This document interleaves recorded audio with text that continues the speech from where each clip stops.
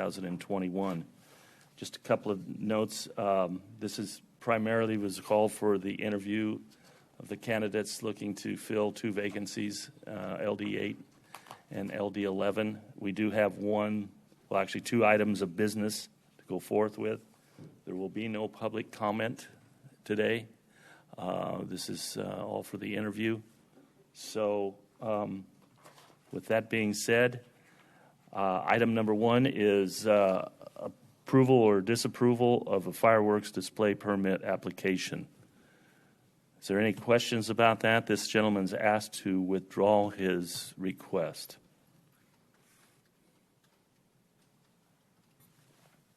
Board's pleasure. Mr. Chair, I need to be turned on for one thing. Mr. Chair, I'd like to make a motion that we accept Matt Smith with Patriot Fireworks request to withdraw his application from the agenda. Very good. I have a motion. Do I have a second? Second. I have a motion and a second. All in favor signify by saying aye. Aye. Opposed, say nay. Ayes have it. Thank you. Second item of business is a decision approve or disapprove of a fireworks display permit application of Fireworks Productions of Arizona on behalf of Posted Butte High School. Any questions, comments? Mr. Chair, if I just might explain a little bit about these 2 particular agenda items.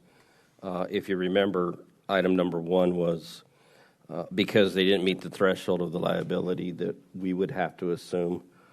I made a phone call to the superintendent of Florence School District and kind of talked to him about the problem and that we were working on raising funds. And he immediately responded, well, let's just get another firework company. And that's what this is all about. That falls within the threshold, falls within the budgeted amount that the school has. So what his move helped make things a lot easier all the way around. So that's what this item's all about. Okay. Thank you for that explanation. Any other questions or comments? Board's pleasure. Mr. Chair, I'd like to make a motion that we approve the item number 2 as presented. I have a motion. Do I have a second? Second. I have a motion and a second. All in favor signify by saying aye. Aye. Aye. Opposed, say nay. Ayes have it. Thank you very much, everyone. So now we will start this interview process. I'm going to do a couple of things. We have given the candidates 2 questions, and one of them is kind of a background. Tell us why you're doing what you wanted to, want to take this position. And second one was is kind of a transportation question. We're going to allow them to answer on those.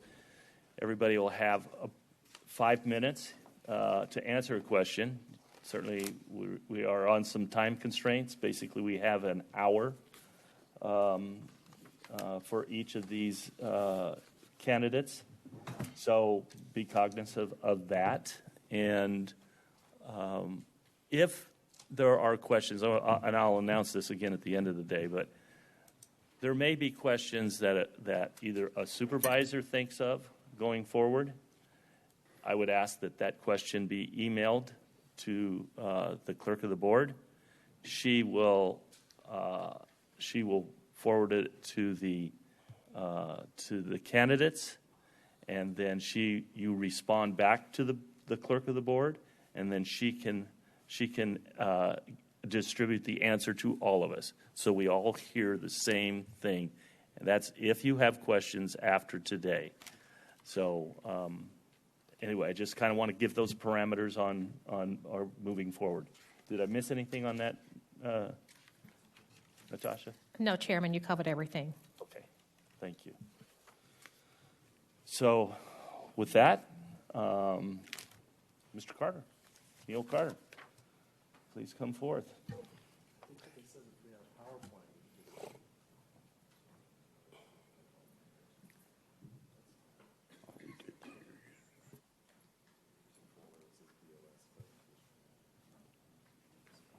Let me just ask Natasha something real quick. If we have can you just turn on like the yellow light with a minute left and a 5-minute?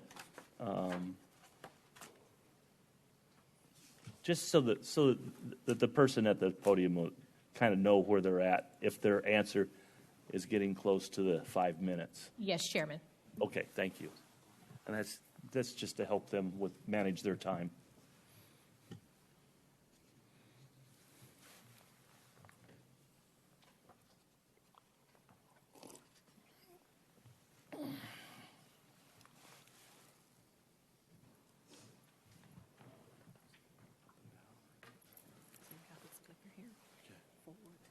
Oh, it's great. And I just point it like this, it'll work. Once I pull it up. Okay, thank you.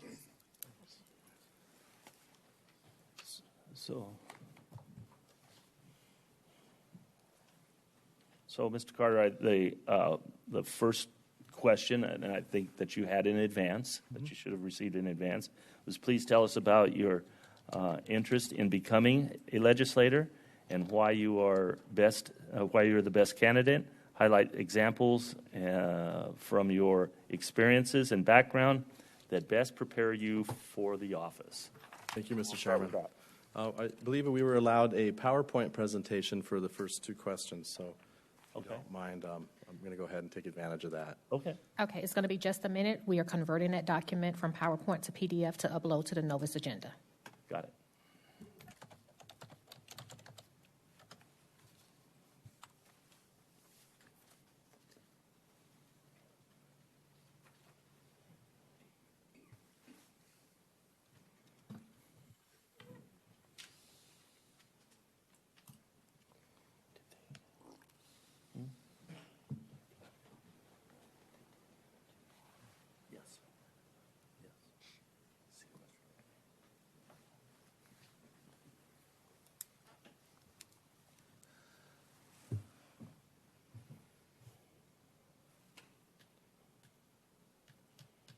So he's not on the clock. Can we talk to Natasha while we're waiting? You can talk to Natasha, sure. Natasha, next week when we vote, do you already have the format on how that's going to happen? How the nominations will be and... That information has not been shared. I believe that information is coming from Tammy in legal. Okay. So if legal can answer that question.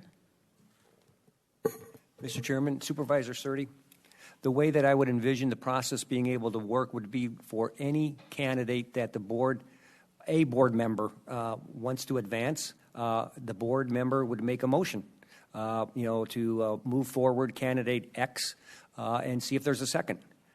If it's second, then it would go to a vote.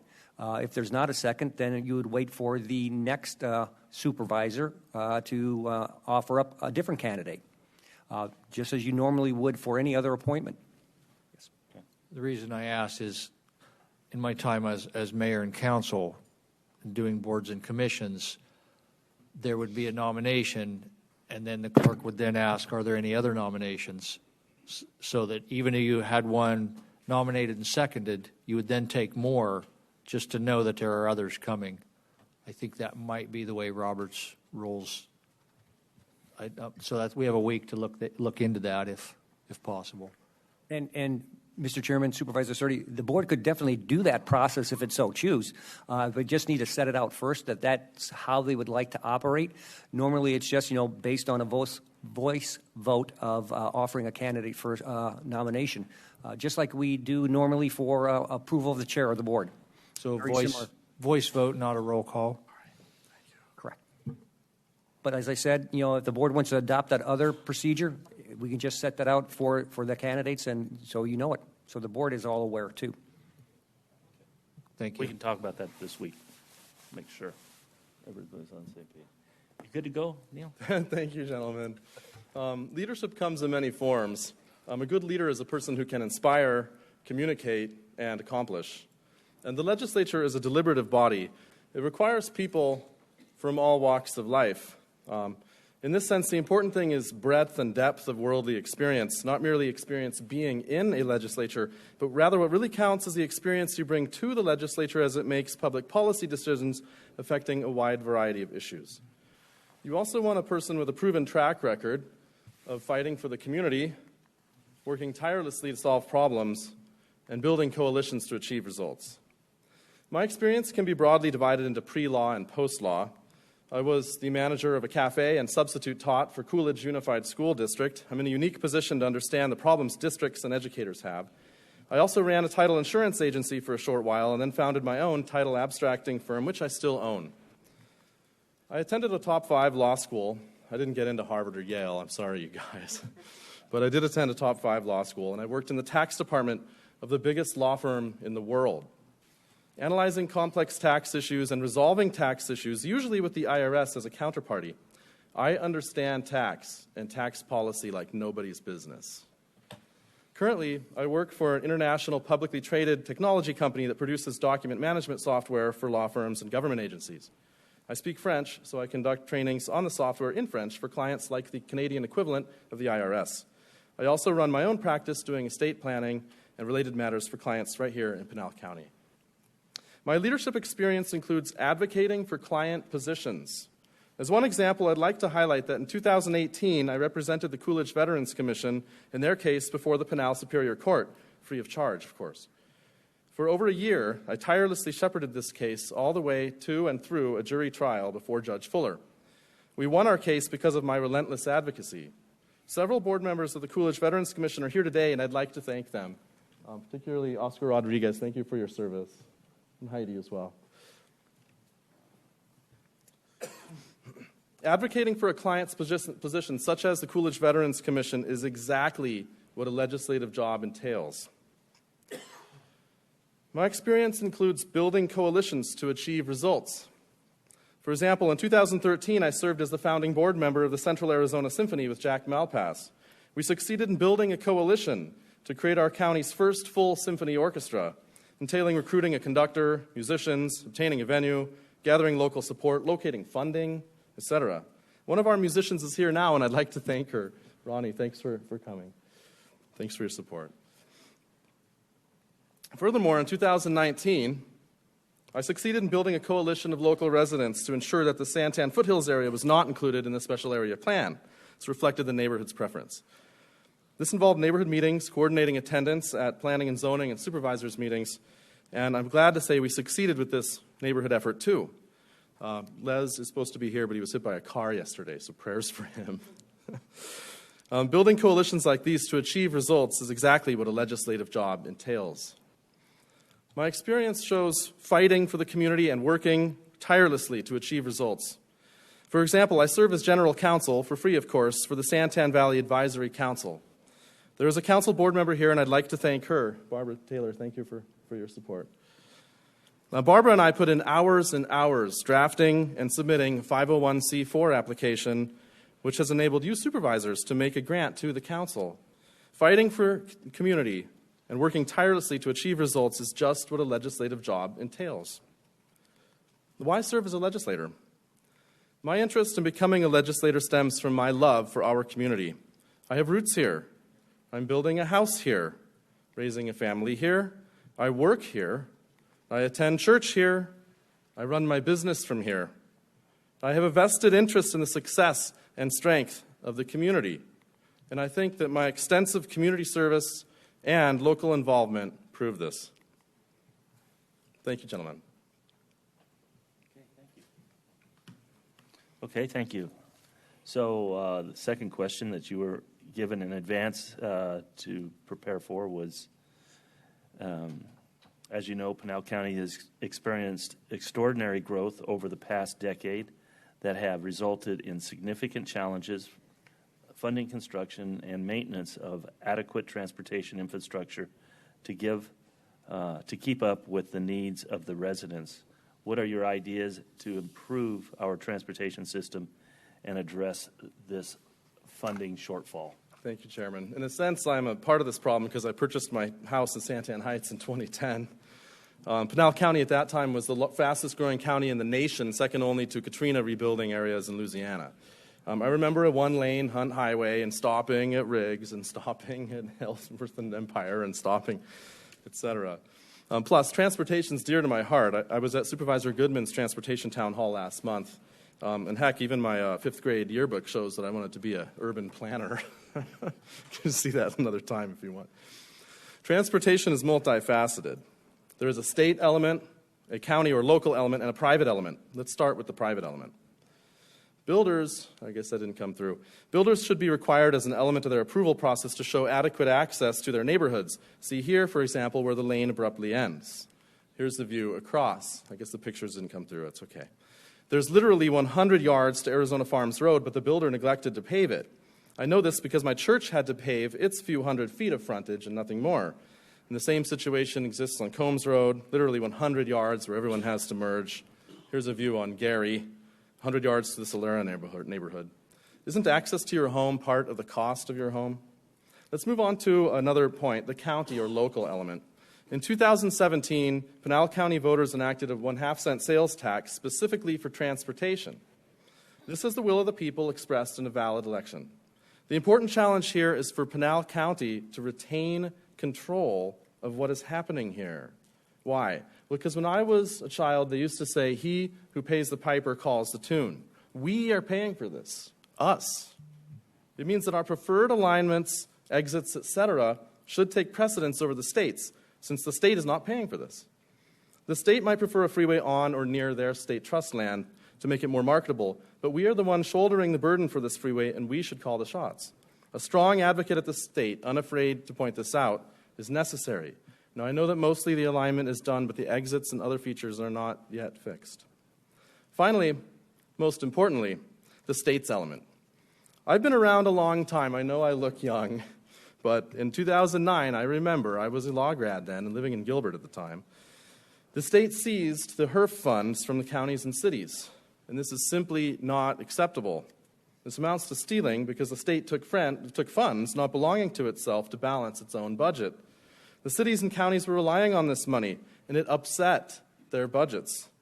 It took the legislature nearly 10 years to right this wrong, and that's another reason why this is not acceptable, because so often in politics, what is a short-term fix becomes a permanent problem.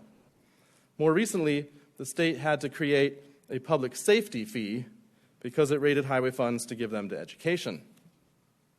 So what should we do to address transportation funding? Budget gimmicks are not the answer. Arizona should consider a dedicated revenue stream for transportation. For example, part of sales taxes could be dedicated to transportation. This is not an unheard of idea. The Arizona Constitution requires that gas tax must be used on transportation, but gas tax receipts continue to decline year over year as cars become more efficient. There's nothing mandating that any portion of sales and use taxes in Arizona be dedicated to transportation, but a government accountability study shows of the nation's 25 largest transit systems found that 15 of them receive dedicated sales tax funds, which shows that this is a model that works. The last thing, we need to build partnerships with others. For example, our county includes most of the Gila River Indian community. The community has unique challenges that it faces that we can help with, and it can help us with ours. For example, we can help the community generate jobs and revenue with a commercial corridor along its frontage on Hunt Highway, while it helps us with widening it, perhaps. Or we can partner with the railroad to decrease truck traffic on roads, and perhaps for a Pinal transit hub, or to create a Tucson-Phoenix commuter rail. I know that Pinal Partnership, for example, is putting on a transit forum this Friday, and of course I'll be there. You can rest assured that as your legislator, I will be present to hear from the local community at events like this. I appreciate your involvement with this, gentlemen. Thank you. Okay. Thank you. Supervisor Kavanaugh. Thank you, Mr. Chairman. Mr. Carter, integrity and maintaining public trust are critical when serving as an elected official. Please tell us what integrity means to you and how you plan to foster and maintain the public trust of your constituents as a legislator. Integrity to me means transparency. That's probably the first thing. It's good that you mentioned it. As you know, I'm licensed to practice law here. I also have just applied for an Arizona fiduciary license, which I just passed the test for. And these things require strict ethical standards. You have to obviously separate client funds. You have to make sure that you have a good credit score. You have to make sure, of course, that you're not misrepresenting anybody, anything like that. So It's the kind of thing that I have experience with. I think number one, you make sure that you hold town halls. You make sure that you're accessible to all the public. You make sure that meetings are public. You gain public trust this way. Does that answer your question, or I can elaborate more if you want? You have time. It's up to you. I don't want to necessarily just use the time for the sake of time. I know that we're all very, need to get through the morning, too. Okay. That's adequate. Thank you. Supervisor Suri. Serving as legislator is a big-time commitment requiring long hours. Tell us about how you plan to balance your current obligations with this new position. And if I could expound a little, are you financially okay? You don't really make a living being a legislator. You might be down there till 12 or 1 o'clock at night. Are you worried about getting back home to your business, et cetera? Do you have the time to put into it? I'm under no illusions as to the time that's required. I am financially okay. I own 2 rental properties in Santan Heights that I rent out. The main thing for me is that as a responsible person, you plan for the future. And it's my assumption that if I am appointed to the legislature, I'll have to resign from my current technology job, which is fine. So I've already made plans for that. As you know, I have a revenue stream coming from the title abstracting firm, which I own. I also do wills and trusts, and that's important because they are not, if you practice law, you're often under deadlines, particularly for court cases. I don't handle court cases, which is a nice thing because wills and trusts are the kind of thing that I can do at some other time of the year, for example. So my plan is to continue to support myself, of course, through my rental income, abstracting firm, and where I can do wills and trusts, that's fine. Otherwise, I'd be dedicated to the legislature the first at least 4 or 5 months of the year, and then throughout the year in terms of meetings and other things too. Thank you. Okay. Supervisor McClure. Follow Mr. Goodman's lead here. Turn my microphone on yet. Legislative issues are often difficult and complex. So as a legislator, how would you approach researching and learning a new issue? And where would you get your information, and who would you seek advice from on a subject that you may have limited knowledge? This actually dovetails nicely, I think, with Mr. Kavanaugh's question. The first thing is that transparency here is important, too. The legislature is supposed to do its job in public hearings and in committee meetings and so on. I know that there's a lot that goes on down there with different personalities trying to push their interests and things. But I think what you need to do is you need to gather information publicly, submit it to the public record. All information is not equal, as we know. Some studies are more valid than others. You have to look at the source of it, too. I would say, though, that I do have a track record in gathering information like this. I'm very well informed on water, particularly. In fact, there's very few people who are much more informed on water than I am. I know Supervisor Miller is, and so is David Cook, for example. I've spoke with him about it. But what you have to do is you have to look, number one, at the historical element to understand it. You have to see what agreements are in place now and what interests there are. Because let's face it, they're competing interests. You have to balance those things for public policy. And you have to take input from the community, which means being out there.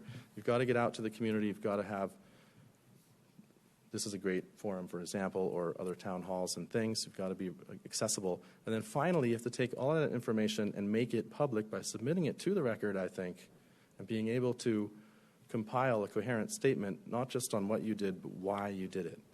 So you have to say, you know what, I'm voting for this water bill, for example, because of these long-standing obligations we have, and because in the future the best public policy decision as expressed in XYZ is this course of action. I think that that's probably the best way. Okay, thank you. Okay. Well, we'll let you expand on that a little bit here. My question. So, my question is: water resources and drought contingency plan have dramatically impacted Pinal County. Explain to us your understanding of water issues, Pinal County, in Pinal County, and any ideas you have for solutions. I've made a private study of water for years and years, and you really have to go back to the beginning. In the beginning, we had a first beneficial use system, which was useful for the pioneers, but what it amounted to is a series of rights and obligations that have occurred surrounding water. Since then, of course, a number of agreements have been entered into. Probably one of the oldest would be Arizona versus California, where the Supreme Court had to decide how much water allotment we get. And more recently, the CAP in the 80s, of course, a lot of agreements going on there in terms of who gets what water and what priorities. As you all are no doubt very much aware, there is a drought contingency plan in place right now on the federal level in terms of priorities, and Pinal County farmers are among the last. Now, this is a problem because agriculture is over $1 billion. In fact, I think it's $4 billion in Pinal County as an industry. We're in the top 4% of agriculture counties nationwide. That comes as a shock to a lot of people. There's a lot of misunderstanding about water. And that includes places like Illinois and Iowa. You know, we're definitely an agriculture county. So we have to look at how the water is being used, for example. There's just so much misinformation. Another bit of misinformation that I hear out there is people who think that the housing somehow uses more. As a matter of fact, if you're flooding the field with acre-feet of water, and 1 acre-foot is about 330,000 gallons, it's enough to support 4 houses for a year, for average household water uses for a year. So conversion to houses is not necessarily a water detriment. What we've got to do, though, is we have to look at going forward new things. So first of all, the Indian community is required to use its allotment on the reservation. It's another thing a lot of people don't know. They've been doing a lot of water banking. Arizona leads the world in water banking. And the question now is, who gets to use the water once we want to redeem the credits? So we have to look at this right now. It's been so far the case that we've been able to do the water banking, but now that we need to redeem those credits that we pumped back into the aquifer, how are we going to prioritize that? Do those have to be used on the reservation, for example, or can those be bargained for with other entities, maybe the farmers and other things? So there's a lot. I mean, I could go on for much more than 5 minutes on this, but I would say in conclusion that there's only so many ways you can fold a paper until you can't fold it anymore. And we really need to be looking at new dedicated water sources. Now, I know there's a lot of chatter about desalination. I think that this is probably something that is out of reach because we don't have an ocean and because it's super expensive and because we have to transit the water as well. I think that we can look at, however, what's worked in the past. I'm always inspired by the past as a conservative person. We've done the CAP. We're lifting water about 2,000 feet in the CAP, and it's going about 300 miles. So we know that we can lift water 2,000 feet and transit it 300 miles. So what you need to look at then is, can we enter into agreements, for example, where we can lift the water, say, from Nebraska to Wyoming to put it in the Colorado system, which would be about 2,000 feet and 300 miles perhaps too. I think that politics is the art of the possible. You know, nothing is impossible. We just need to work on it. And we need to start now because it'll take 10 or 20 years for that to finally kick in. So I think we need to look at going forward what we're doing with water banking. I think we need to educate the public on some of the reality of water use here. And I think also we need to start looking at some long-term solutions that we can start working on now. Okay, thank you. Thank you. I'm sorry. Goodman. Thank you, sir. Thank you, Mr. Chair. Good morning. Good morning. At the legislature, there are many different perspectives and conflicting intentions or interests. And so what I'd like you to do is give us an example of a time when you had to work with someone else that you did not always agree with and how you worked through those conflicts. I think the number one problem when there is a conflict is that as human beings, we can be largely emotional. And I think that it is easy to see something as a personal attack or somehow wrapped up in our self-worth instead of it being, look, we just need to look at this issue and we all have different ways of looking at it, and then together we'll find a solution. So I think the very first thing to do is to sort of depersonalize some of these things that come up. So it's not about, you know, my will and your will and who's going to win in that sense. But instead to step back and to take a look at the issue dispassionately. So as a practical matter, how do you do that? Well, I think number one, again, we go back to transparency. I think you try to avoid sidebar kinds of meetings, things like this. Instead, what you want to do is to gather objective information to the extent that you can, introduce the competing viewpoints and so on into the public record, and then be able to make decisions that you can appeal to with your value system. And that's another thing. You have to have a clear set of values. I know that my resume there has that I published an article on the Salton Sea Restoration Act, and it has to do with the declining inland saline lake in California. And so specifically what I was looking at is, it's all well and good to say, hey, I want to save this lake, but you have to ask yourself, what's the ultimate value? Is it for the beauty of it? Is it for the economic sort of opportunity that it provides? Is it for something else? Because at the end of the day, there's going to be a price tag after which you can't continue to save that lake, right? And so you have to be able to fit those competing interests into your value system to begin with. And I think that the other thing, just if you don't mind, to further address your question, the legislature is a more or less small body, and so you can know everybody, and there's definitely personalities there. Personally, when I'm going into something new, whether it be law or whatever, I look for a mentor. And so what I like to do is to try and find somebody who's been there before, but maybe who isn't necessarily going to be there right now either, right? So I'm proud to say that I do have relationships with several of the legislators who are there right now, but who are running for other offices. And one of them told me, I go there, I do the committees, and then I leave, so I don't get involved in this sort of after-hours culture of whatever goes on personality-wise. So I think that's sound advice, and I think that this person would probably support me and as a mentor, and that's the kind of thing that I think also is really important. Thank you. Supervisor Kavanaugh. Mr. Carter, good jobs and economic development are very important to residents in Pinal County. Tell us your ideas for creating a positive business environment and how you can help local efforts to attract and retain companies in our region. I can think of 3 things off the top of my head, but if we had longer, I could think of more. One thing is we need infrastructure, particularly transportation infrastructure, because, of course, you can't move goods, services, and people can't get to them here if we don't have those things. I won't speak too long on that because we just gave a whole presentation on that. But I would say that we're in a pretty good situation because we do have several interstate highways here and rail, main rail and some other things. So I would say infrastructure is what government can do. The government's not supposed to be involved in the private sector. It's not really a private actor. It's supposed to make sure that the infrastructure is in place so we can do that. That's the number one thing. The number 2 thing I would say is that we want to create a business-friendly environment through lower taxes, I think, because that is what attracts businesses to come as well.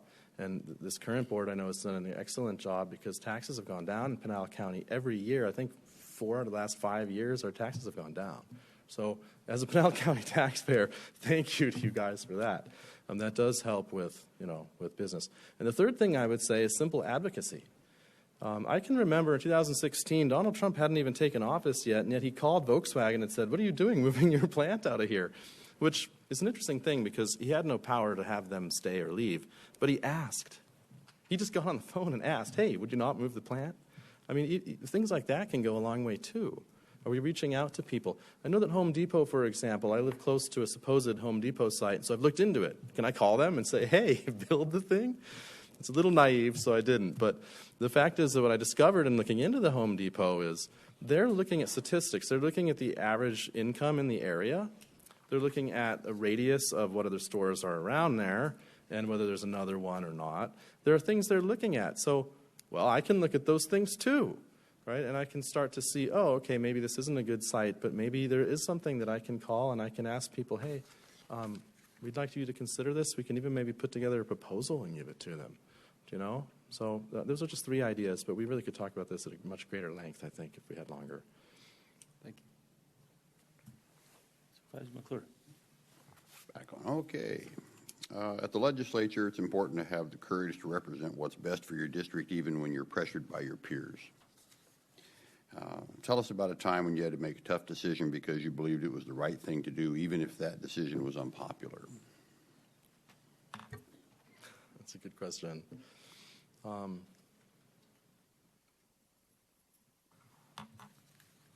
So I used to be the manager of a cafe, like I told you, and that involved hiring and firing, which is something that's very difficult. I know you guys would think it's difficult too, and it's something you have to take very seriously. And back then we had a person who wasn't exactly a team player and was creating some problems with some of the others. And it creates a problem for management because you're not interested in taking sides. You just want to sell the product, to increase the business and increase the receipts, you know. And so what my personal approach was to sit down with the person, first of all, and try to understand where that person's coming from, what problems there might be that I can help to address, and so on. And the interesting thing was that in the end, what we found was that this particular employee was no longer really interested in working for us and was actively seeking some other thing, and we were able to help that and to help place her into another place. And so it really was sort of a win-win for everybody. These things can be difficult, though, because you wind up, of course, again, human beings being emotional as they are with people who are for or against or sort of on one person's side or another. I think again, the essential thing is to remove the issue from human passionate emotion and try to remain in the realm of objective fact. The other thing that I would say about that is due process. Due process is important, and it goes very far. It goes far because of that very reason right there. If you have due process, then you have fairness. You also have transparency, and hopefully you can come to conclusions that are a lot more logical and a lot more of a better outcome for everybody involved. I hope that answers your question satisfactorily. Okay. Supervisor Goodman? Thank you, Mr. Chair. Right now, Arizona is currently experiencing a period of economic growth. And so with that, state revenues are increasing or they're above the forecast. But as we all know, the economy is volatile. It can make changes and shifts. And so there's going to be a possible downturn at some point for the state. In the past, when revenues have declined, the legislators have raided our transportation funds or HERF funds, or they've cost shifted to local governments to balance their budgets, okay? Which has affected not only the counties but the cities as well. And you mentioned it. Will you commit to protecting vital transportation funds and not balancing the state budget by forcing additional costs onto local taxpayers? So I think that the state needs to balance its own budget, and when it shifts costs, it's really kicking the can down the road or giving the responsibility to somebody else. I don't think that that's fair, and I don't think it's honorable, particularly because the counties and cities themselves, of course, are receiving less in receipts as well. I also think that when the country and the people, really, in general, are making tough decisions, the government should too. We can't go on business as usual on a high tide all the time when everybody else doesn't have any money. So I think that what you need to do is to start taking a hard look at what programs you're going to have to reduce. And that goes back to what I said before about values. You have to have a clearly defined set of values. Decisions are much easier when you know my number one priority is X, Y, Z. And so you look at that, and then you go, well, this other one is important, but we already decided the transportation is more important than that. And so I think that that's what you have to do. You have to measure the things against the values. And no, I don't believe in the gimmicks that they've done. For example, they did a sale and leaseback of the Capitol building, if you remember that. I mean, I can understand that it was a tough time and they wanted to balance the budget, but this has created a problem because it's hard to unwind. Now there's a legal issue with can we reverse it, or are they entitled to the tax break that we gave them from the sale and leaseback for 30 years, and that's been resolved. But these things create more problems than they solve. They really do. They create bigger problems than they solve down the road. I think that the responsible thing to do is to make the tough decision, which is why you're there. So no, I wouldn't raid the HERF funds. I wouldn't enact a $32 fee either. What I would do is my best to persuade people, look, we can't have it all. So let's get together and let's not talk about programs because that clouds the issue. Let's just talk about What are you for? Give me your first thing. Is it education? Is it transportation? What is it? And we'll write it down. And we agreed on that. And then afterwards, we can go and compare it against that. And we can say, look, I know this is a dear program to you, but we all agreed that education, transportation, and something else are the top priorities. I think that that's how I'd handle that. Thank you. All right. Well, we're a little ahead of schedule here. So I'll offer to my colleagues. Anyone have a follow-up question or want a little more explanation on one of the questions you asked? Offer you all that opportunity. Everybody good? Follow up only, you don't want to go any other directions? Pardon me? You want to follow up only, you don't want to really go in I'd any really different like to direction? try and stay right here.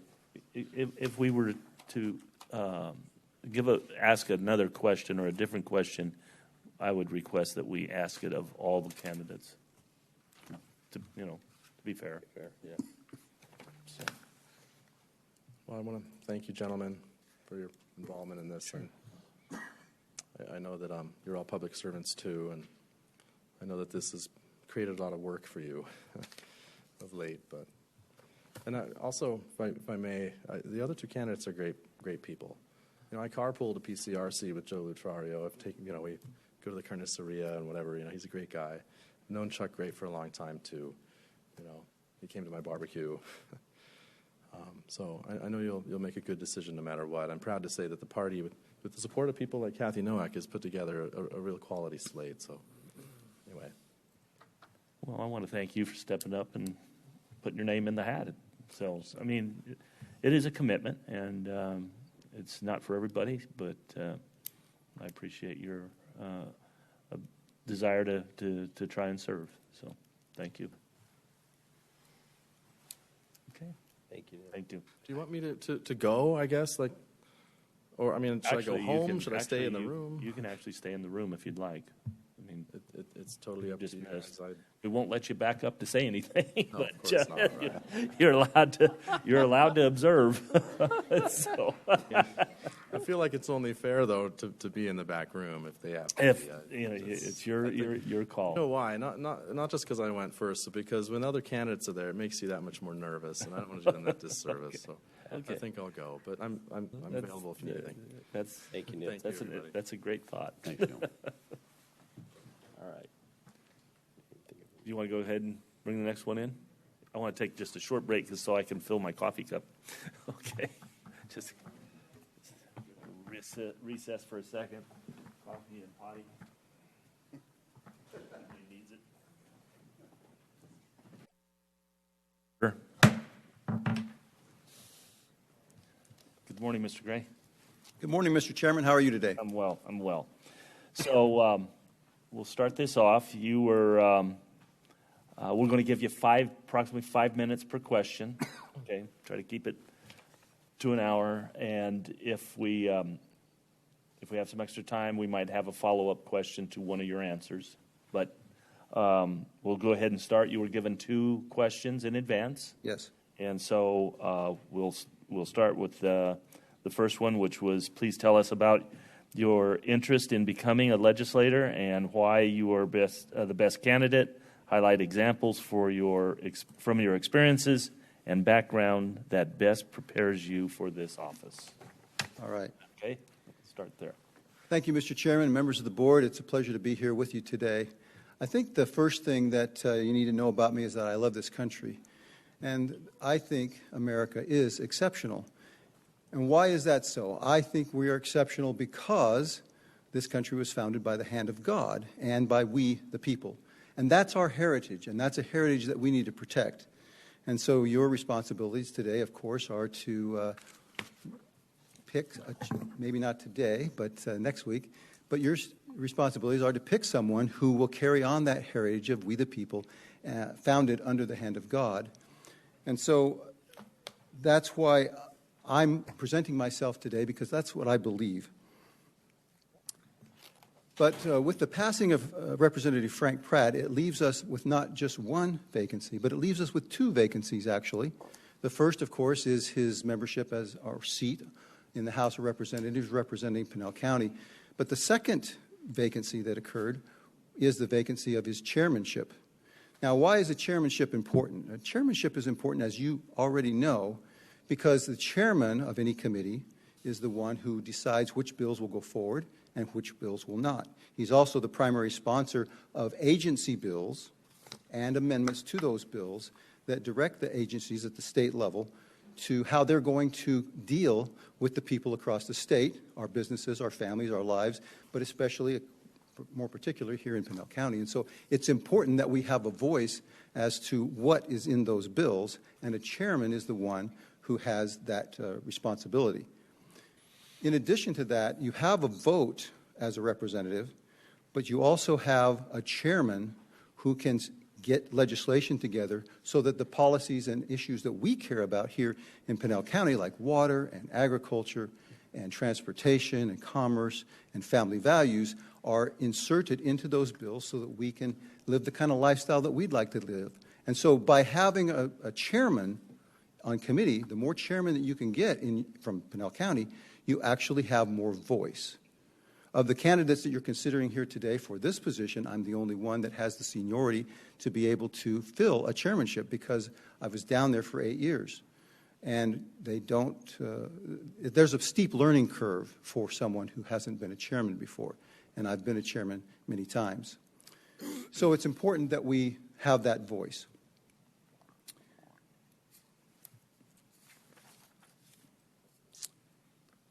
There are three qualities that I hope that you would consider today as we go through this hour-long interview, which I'm very appreciative of. And the first one is experience. And I've talked to you just a little bit about my experience. But the second thing that I'd like you to consider is credentials. Proven conservative credentials. You can say what you want, but you got to, back it up with some proof. And the third one is effectiveness, actually getting something done. So I want to tell you just a little bit about me.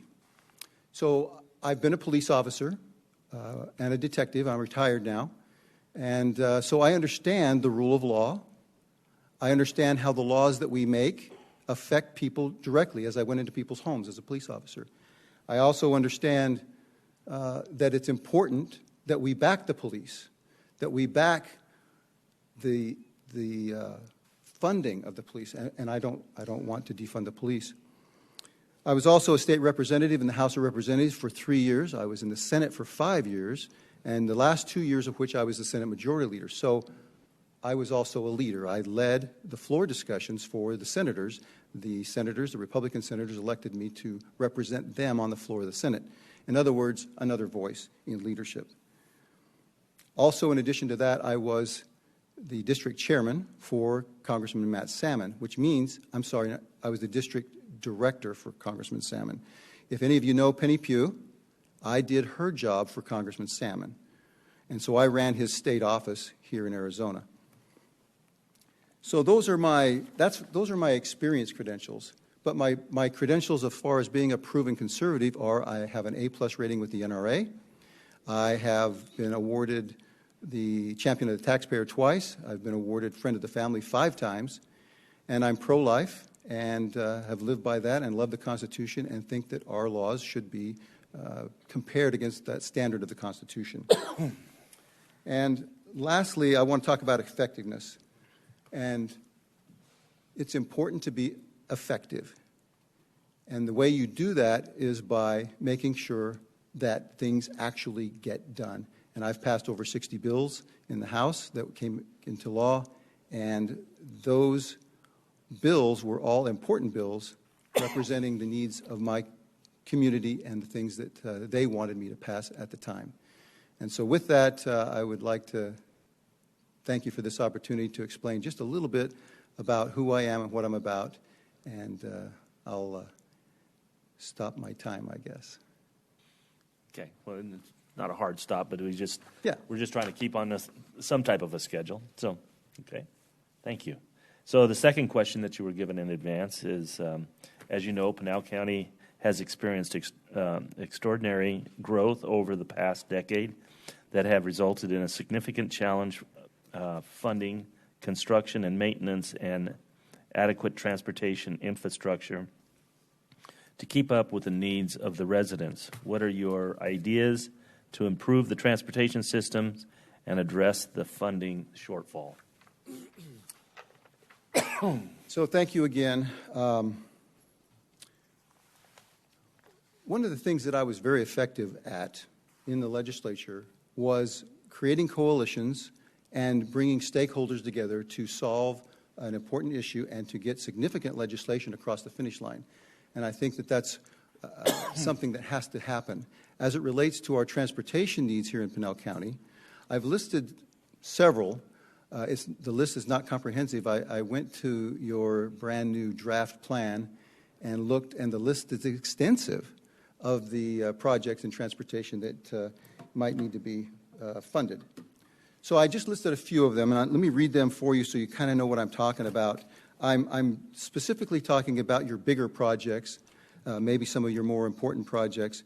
The north-south corridor from Eloy to US 60, State Route 24, which is the dogleg to Ironwood, the widening of the I-10 from the 202 to State Route 387, the widening of State Route 347 between Maricopa and the I-10, and the widening of the US 60 up by AJ to 4 lanes where it's narrowed down. And that may be a little further in the distance, but and the sixth one is State Route 88, which is the old historic Apache Trail, because of the tourism that it brings to our northern part of our county as they circle around through that path.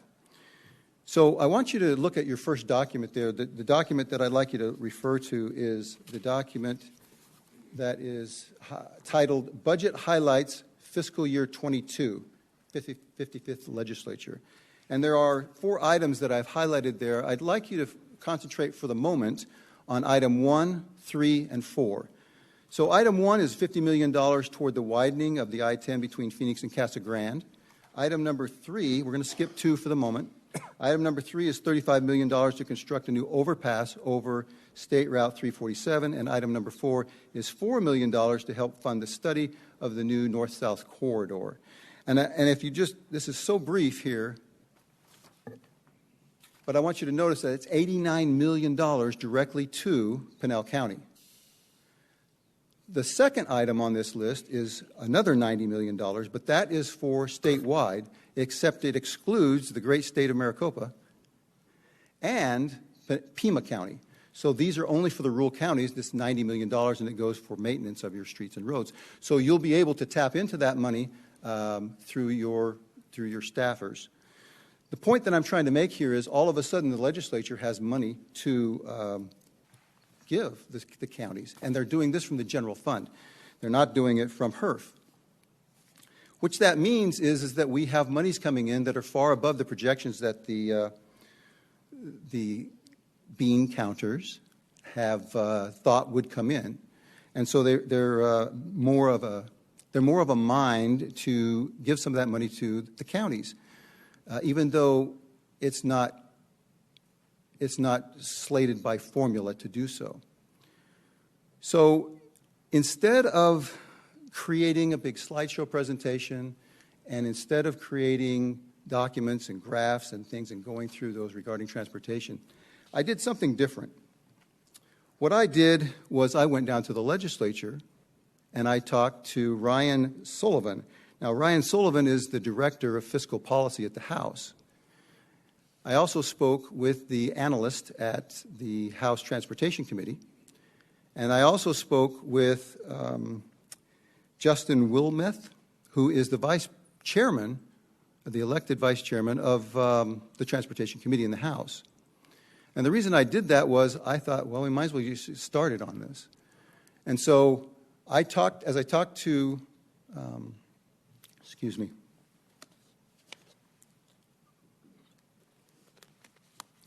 to Ryan, the fiscal analyst, he told me that the House, the Senate, the legislature, the state has more money and I won't say then they know what to do with, because that would be wrong, but they have more money than they were really expecting. And so they've been very generous in this budget, as I outlined, about the monies that they would be willing to give to the counties. So much so that they're actually looking for other projects because they want to do that. And so Ryan explained to me that these legislators are willing to put forth monies that aren't scheduled to be there into projects if we can have them not shovel ready, but ready to go so we can get them funded. So then I spoke with Justin Wilmeth, Vice Chairman, and he said that he was very excited about the projects that I outlined, and I outlined all of these projects that I mentioned earlier. I outlined those projects to the fiscal advisor, the Director of Fiscal Policy, and to the Vice Chairman of the Transportation Committee. And Representative Wilmeth was so excited that somebody else was interested in transportation, and he's told me that he comes from a rural background and that he was very excited to help counties outside of Maricopa County, and he lives in Maricopa County and Pima County, to make sure the funding's there for their legitimate infrastructure projects, especially as it relates to transportation, because he's on the Transportation Committee.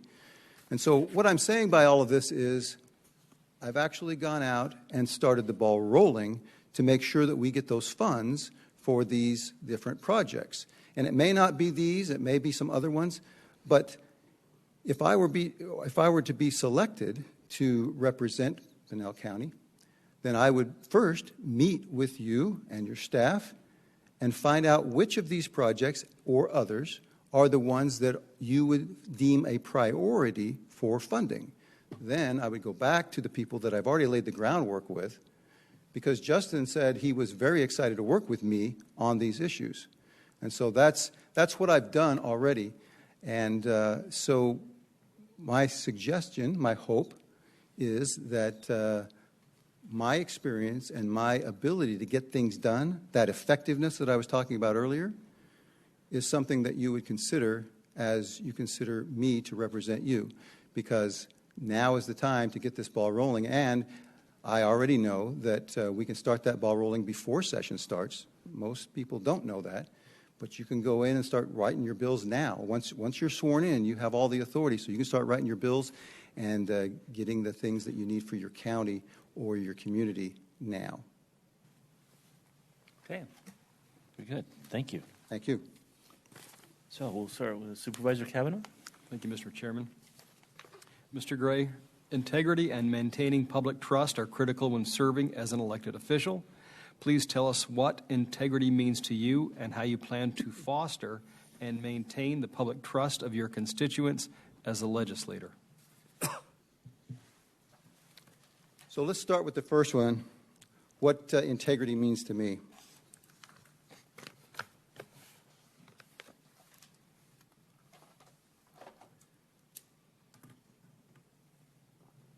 My pen's rolling all over.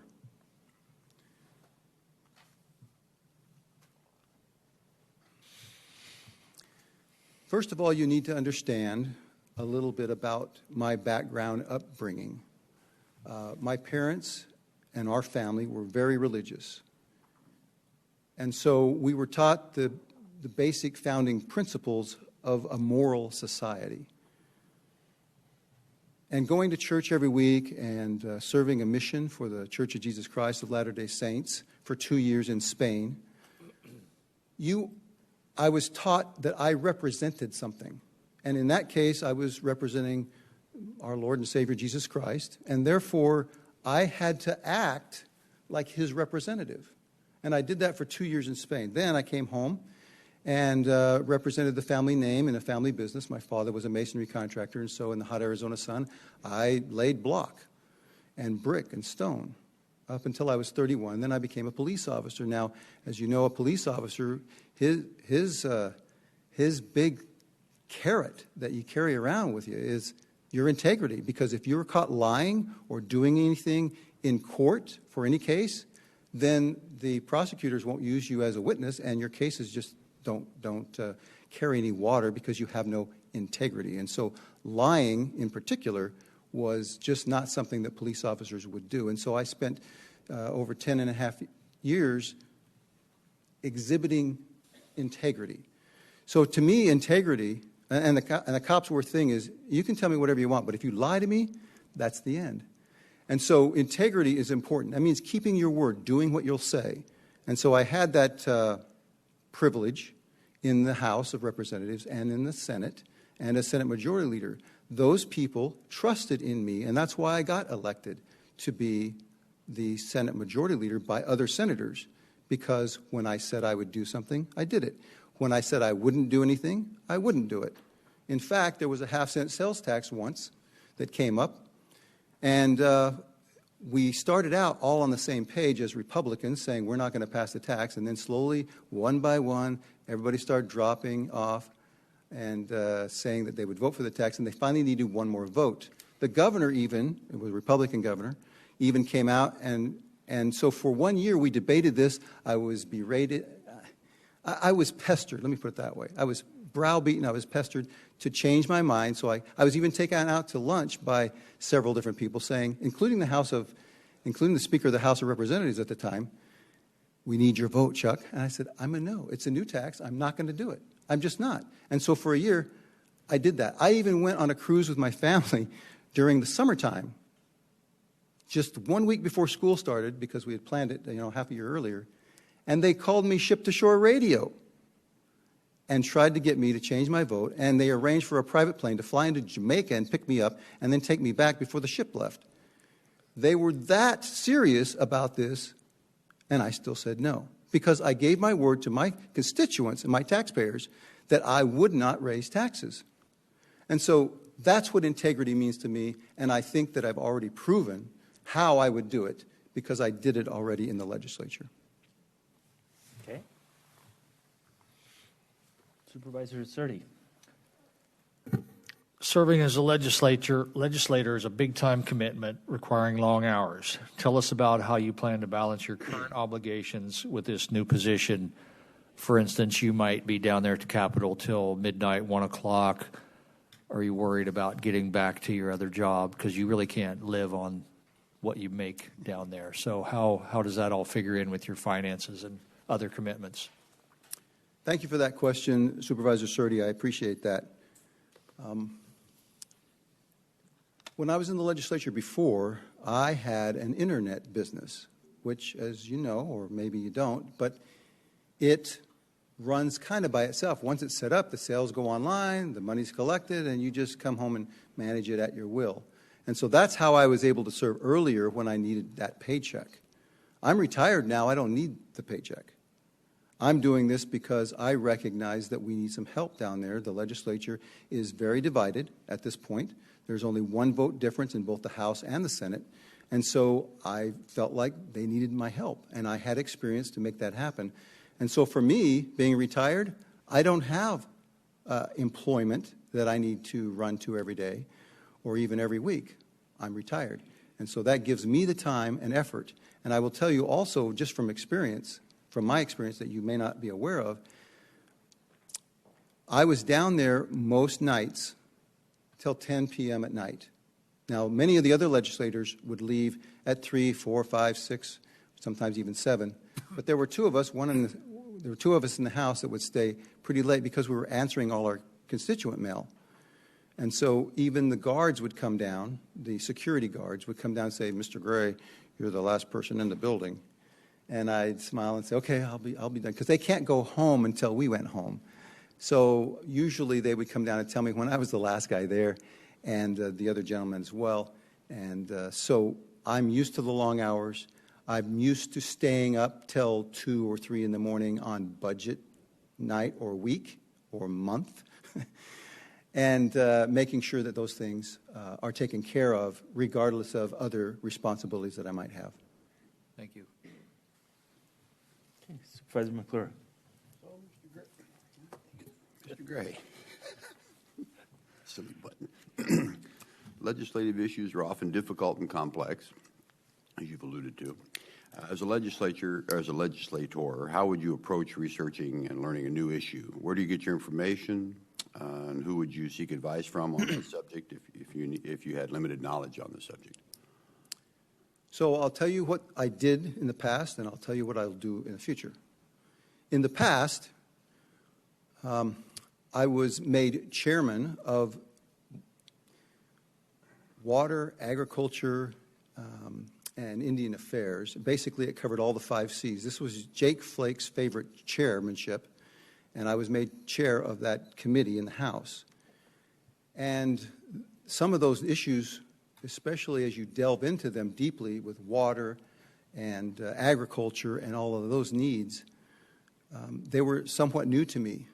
And then the agency, the different agencies, the government, the state agencies, would bring to me omnibus bills, and they wanted me to, run them through my committee and pass them. And I said, well, what's in them? And they said, well, it's all there. And so I would get my staff, not knowing all of these issues in a brand new chairmanship. I got my staff, we went together, and we would go through page by page, line by line, and we would highlight and document and note where I had questions. Then I would bring in the lobbyists from the agency, and then I would bring outside lobbyists in those industries and bring them in and say, what about this? What about this? What about this? When I found general consensus on some of these issues, and I recognized personally that this wasn't a bad thing, I'd check it off and say, okay, that's good, that's good. And that's what I did. I waded through those omnibus bills, page by page, word by word, to make sure that there wasn't anything in there that was untoward. So that's what I did in the past. I would bring in the experts and do that. What I would do these days is very similar, but in addition to that, I recognize that here in Pinal County, we have experts that are experts for Pinal County and not statewide. And so not only would I use the statewide resources, but I would also use the resources that we have here. First of all, we have resources right here. And I think the Board of Supervisors have a lot of different expertise in their efforts, in their businesses, in their life. There's life expectant, there's life, it's living life. You have a knowledge base. And so, for example, on water issues, I would probably come to Supervisor Miller. He's on CAP board, along with Mark Lewis. And so, I call Mark Lewis on occasion. I also have a cousin. His name is Shane Leonard. I don't know if you know Shane Leonard, but his father was head of the Roosevelt Water Conservation District, and his son, Shane, took his place. And so he has a wealth of information on water issues, especially as it relates to this end of the valley. With regard to water, I think Gail Griffin, who serves in the legislature, is good as well. So I would do those kinds of resources. There are people here that have knowledge, and I would seek their opinions out. And like I already have with the transportation that I mentioned earlier, I sought out the vice chairman of the Transportation Committee, and so I think that it's fairly evident that I would use the resources. And the first thing that I would do if I were to be selected would be to get with you and find out what your priorities are, whether it be water or transportation, and then delve down into those issues to make sure that we can get the ball rolling on those issues way before session starts. Okay. Thank you. Thank you. So we'll follow the theme of water All right. with my question. Thank you. So water resources and the drought contingency plan have a dramatic impact on Pinal County. Explain to us your understanding of water issues in Pinal County and any ideas that you may have for solutions. Thank you, Mr. Chairman, for that question.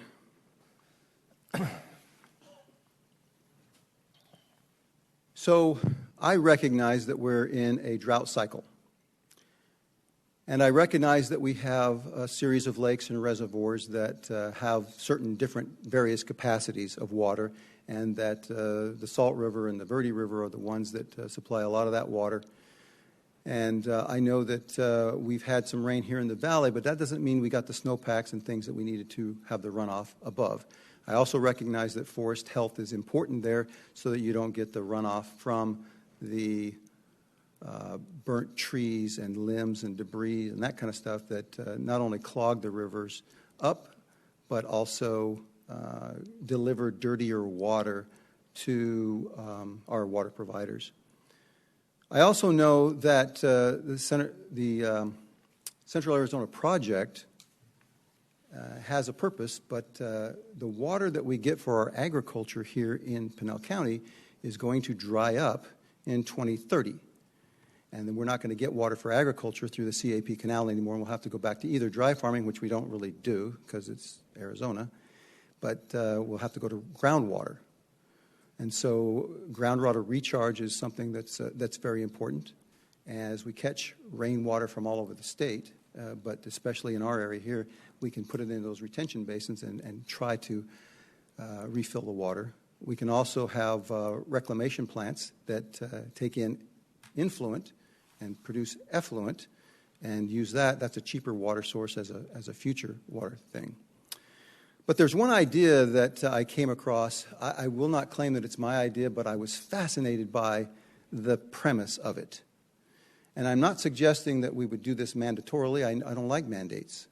But on the free market system, I think that a farmer could, instead of having an agricultural farm, he could section off a piece of, maybe a whole section of land, and invite someone or make a deal with someone to lease the land and put on a solar farm. Now, the difference in water in that particular situation could be 6,000 acre-feet of water versus 20 acre-feet of water, because solar doesn't really use that much except for maybe the plants to dress it up so it looks nice for the public. Secondly, we, with this drought, don't have water flowing down and generating as much electricity as we would normally be able to let water release through the dams and through our hydroelectric plants. So therefore, we're getting short on electricity too. And since the Biden administration has told us that our excess power goes to California like that, we really need to make sure that we manage that electricity as well. And so when you have the farm not using 6,000 acre-feet of water, and you have the solar farm in its place producing electricity, those lands, that land is taxed at a far higher rate, somewhere towards 40%. It's the highest tax rate of land that we have in Arizona. Those taxes, that we don't have to raise taxes to do it, those taxes are already on the books. And they go to our cities, our counties, and our schools as new tax revenue whenever a farm is converted that way. So that helps us with our taxation base. And then thirdly, because we're producing green, quote unquote, energy, you have some of the big companies like the Googles and the PayPals and those kind of companies. Many of those those companies want green energy before they'll move to your community. And if we want industry to come here, that's where we're moving as a society, is toward the green. Whether we like it or not, we are moving in that direction. And so to have a resource that can grow and become big enough to attract those type of players brings jobs to our communities, and they bring them locally, so we have less people traveling out of the county, which is 70% or more, out of the county for their jobs. Instead, they stay in the county. We receive those revenues, and so it's a win-win-win situation. We get more water because it stays in the ground. We get more electricity because it's generated on site here locally. Number three, we get the tax revenues that go to our communities, and then fourthly, we get jobs. So I would suggest that that is something that just intrigued me as a four-way win as it relates to water. Okay. Thank you. Supervisor Goodman. Thank you, Mr. Chair. Morning, Chuck. We're still in morning, right? So far. And you did tell me that they called you Chucky, and your wife still calls you Chucky, right? She calls me Chucky when it's those timid times that she wants to be friendly towards me, yes. My question is, at the legislature, there are many different perspectives and conflicting of interests that they might have. And so what I'd like you to do is give us an example of a time when you've had to work through some of those conflicts or somebody that you didn't agree with, and how you came to a resolution of some type. Thank you, Supervisor Goodman. The legislature, I think that in the legislature, if you don't work with other people and be flexible, you will get nothing done, because you can't tell them how to vote, just like they aren't going to tell me how to vote. Now, we might negotiate, we might talk, we might discuss, they might debate it with me in a friendly way, but when it comes down to it, each of us get our own vote, and so you have to work with them. One example, so there was a bill, and the bill is the bill. There was one bill in particular that I wanted to pass, and I got it out of the House, I got it out of the Senate, and I got it to the governor's desk, and she vetoed it. So I felt like this was such an important issue that I was going to go for a governor's veto. Now, I'm sorry, an override of the governor's veto. And that hadn't been successfully accomplished in 20 years. So it was a hard hill to climb, but I felt really strongly about the premise of the bill. And so I had some Republicans that voted no on my bill, and some Democrats that voted yes on my bill, but we got it out the first time, and to the Senate and to the governor's office. The second time around, I needed 40 votes to get it, an override, out of the House. And we only had 39 Republicans. So I had to get another vote. Well, there was one, Sylvia Laster from the reservation up there, who had become independent. She used to be a Democrat, but she became independent, and so I went to each one with a laundry list. And it has all the senators, all the representatives' names on there, all 60, and you go through and you say, will you vote for this? Will you vote? And so I went and worked with all, and I came across several people that said, well, I don't like that bill.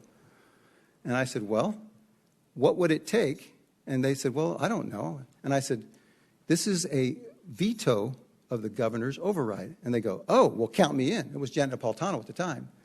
And so I got 40 votes to pass an override, because I went back and checked back and double-backed with these people to make sure that they were, because the Speaker of the House, Jim Wires at the time, did not want to be embarrassed by bringing up a governor's veto override and have it fail. He said, you got to show me the votes or I won't put it on the agenda. I showed him the votes, we put it on the agenda, and it passed, much to the chagrin of Janet Napolitano's lobbyist in the House. Thank you. Supervisor Kavanaugh. Thank you. Mr. Gray, good jobs and economic development are very important to the residents of Pinal County. Tell us your ideas for creating a positive business environment and how you can help local efforts to attract and retain companies in our region. Attract and retain companies.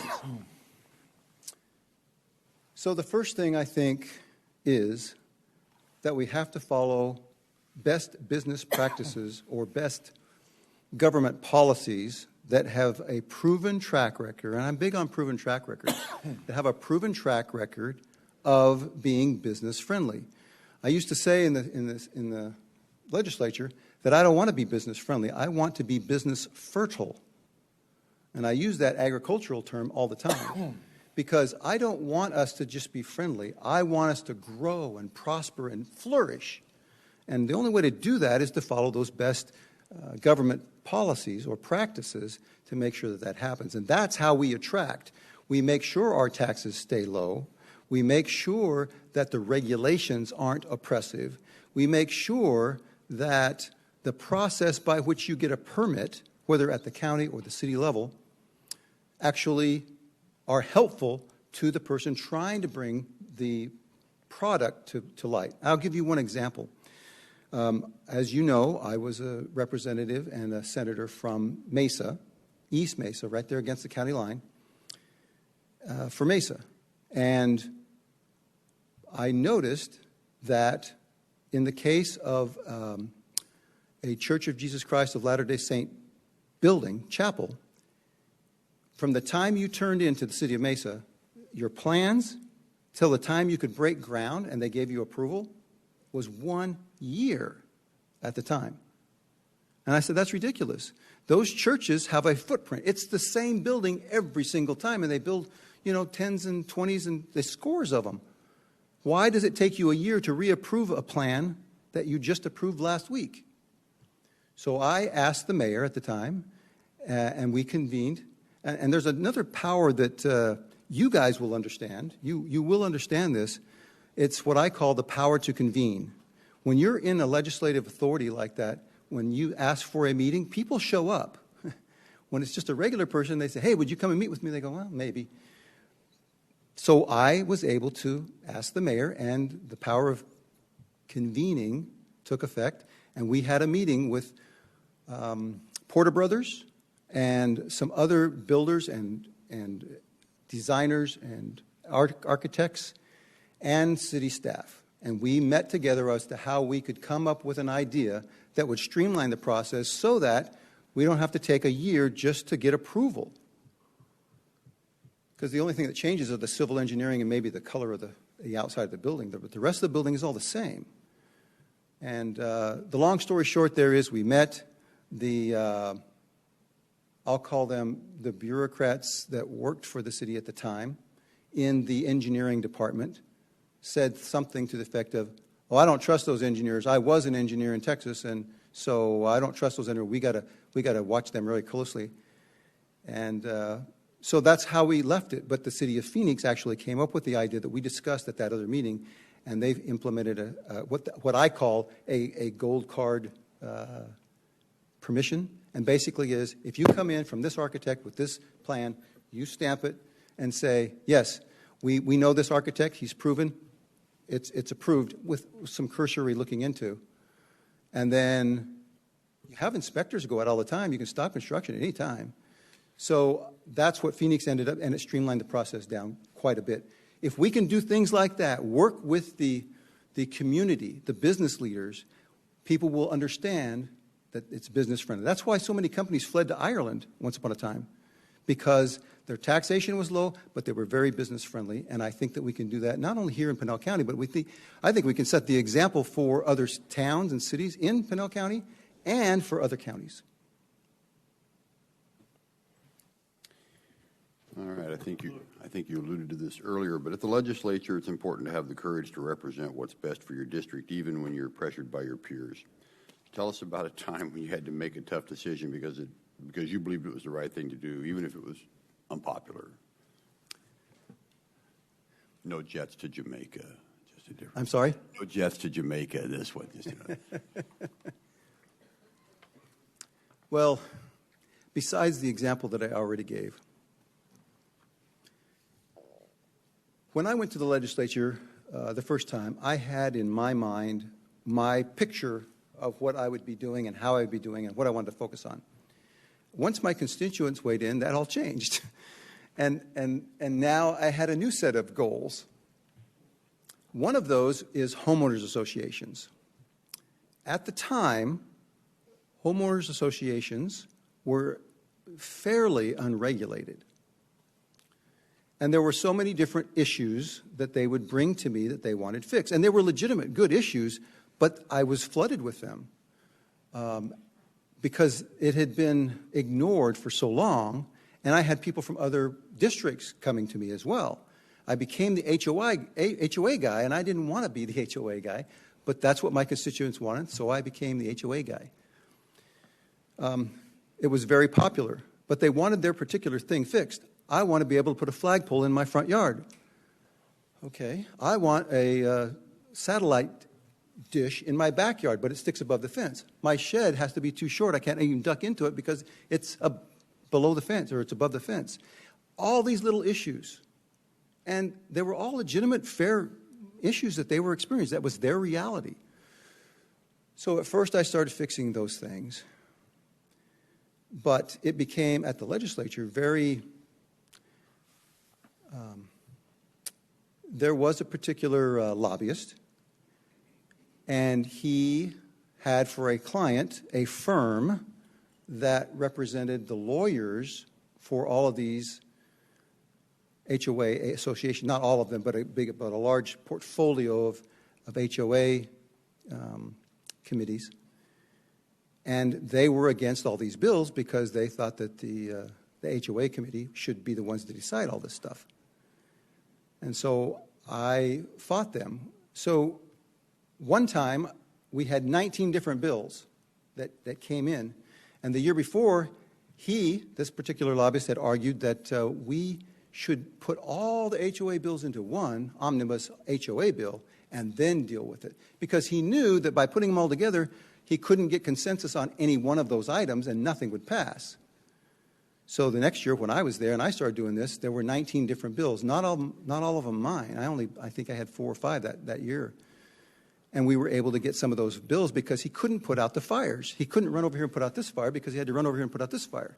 The long story short is that I recognized that this was an important issue to constituents, but it was unpopular with the establishment lawyer class people. And so I devised a system to kind of get it all solved, and that was simply this. We have election laws in this state that manage how we vote. There's a process, and it manages how we recall people.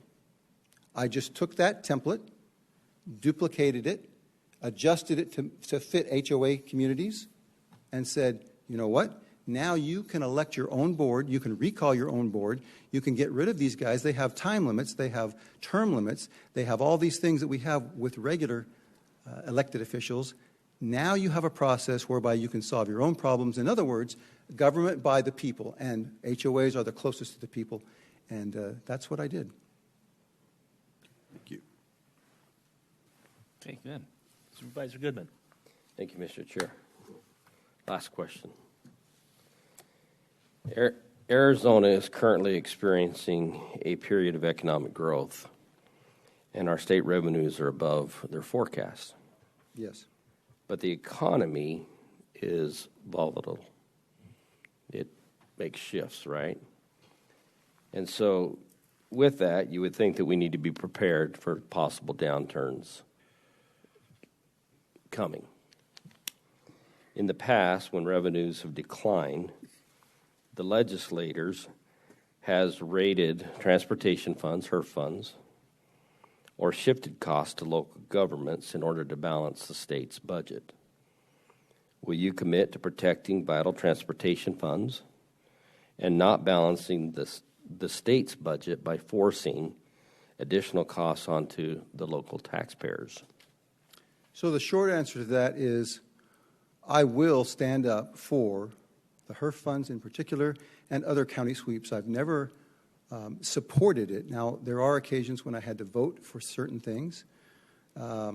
In 2004, that's when several Republicans went over to the Democrats and they passed a Democrat budget, and they swept $118 million from HERF, which showed up in the 2005 fiscal year. And that was a big, big swipe.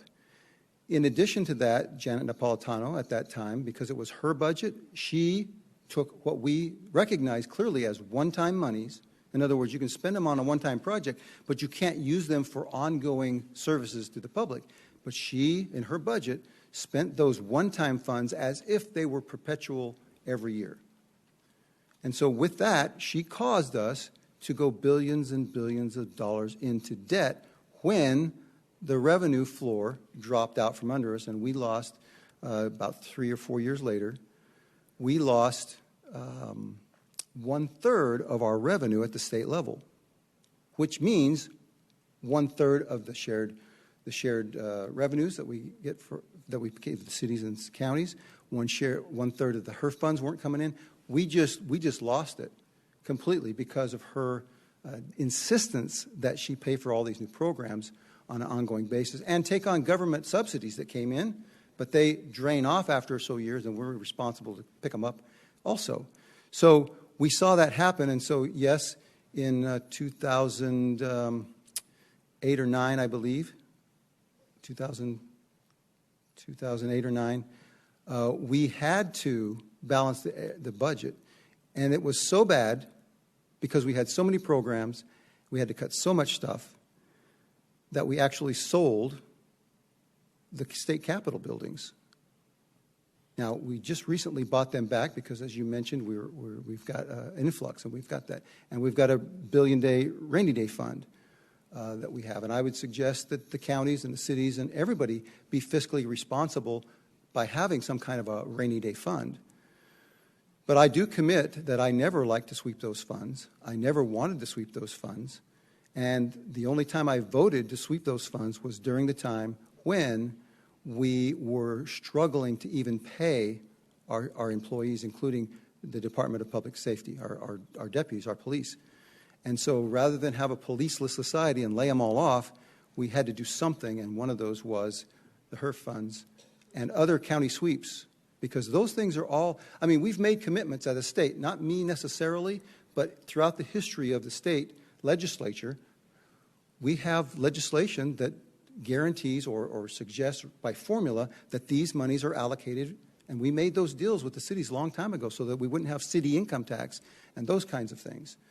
And so we need to keep those responsibilities and those commitments. But I do commit to make sure that we keep those funds going to their sources that they're supposed to go to. Thank you. Okay. Well, that's all 10 questions. Does anybody have a question on a follow-up or to one of his answers? I would like to know, being with the city when the HERF funds got raided, so you did vote to take those funds at that time? At that time, yes. It was,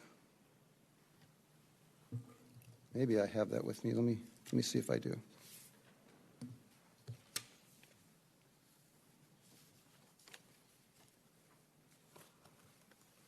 And that was under Napolitano, but it continued under Ducey, correct?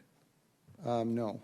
Well, I was never in the legislature under Ducey. Okay. So when Janet Napolitano left to go to Homeland Security, Jan Brewer took her place as Secretary of State.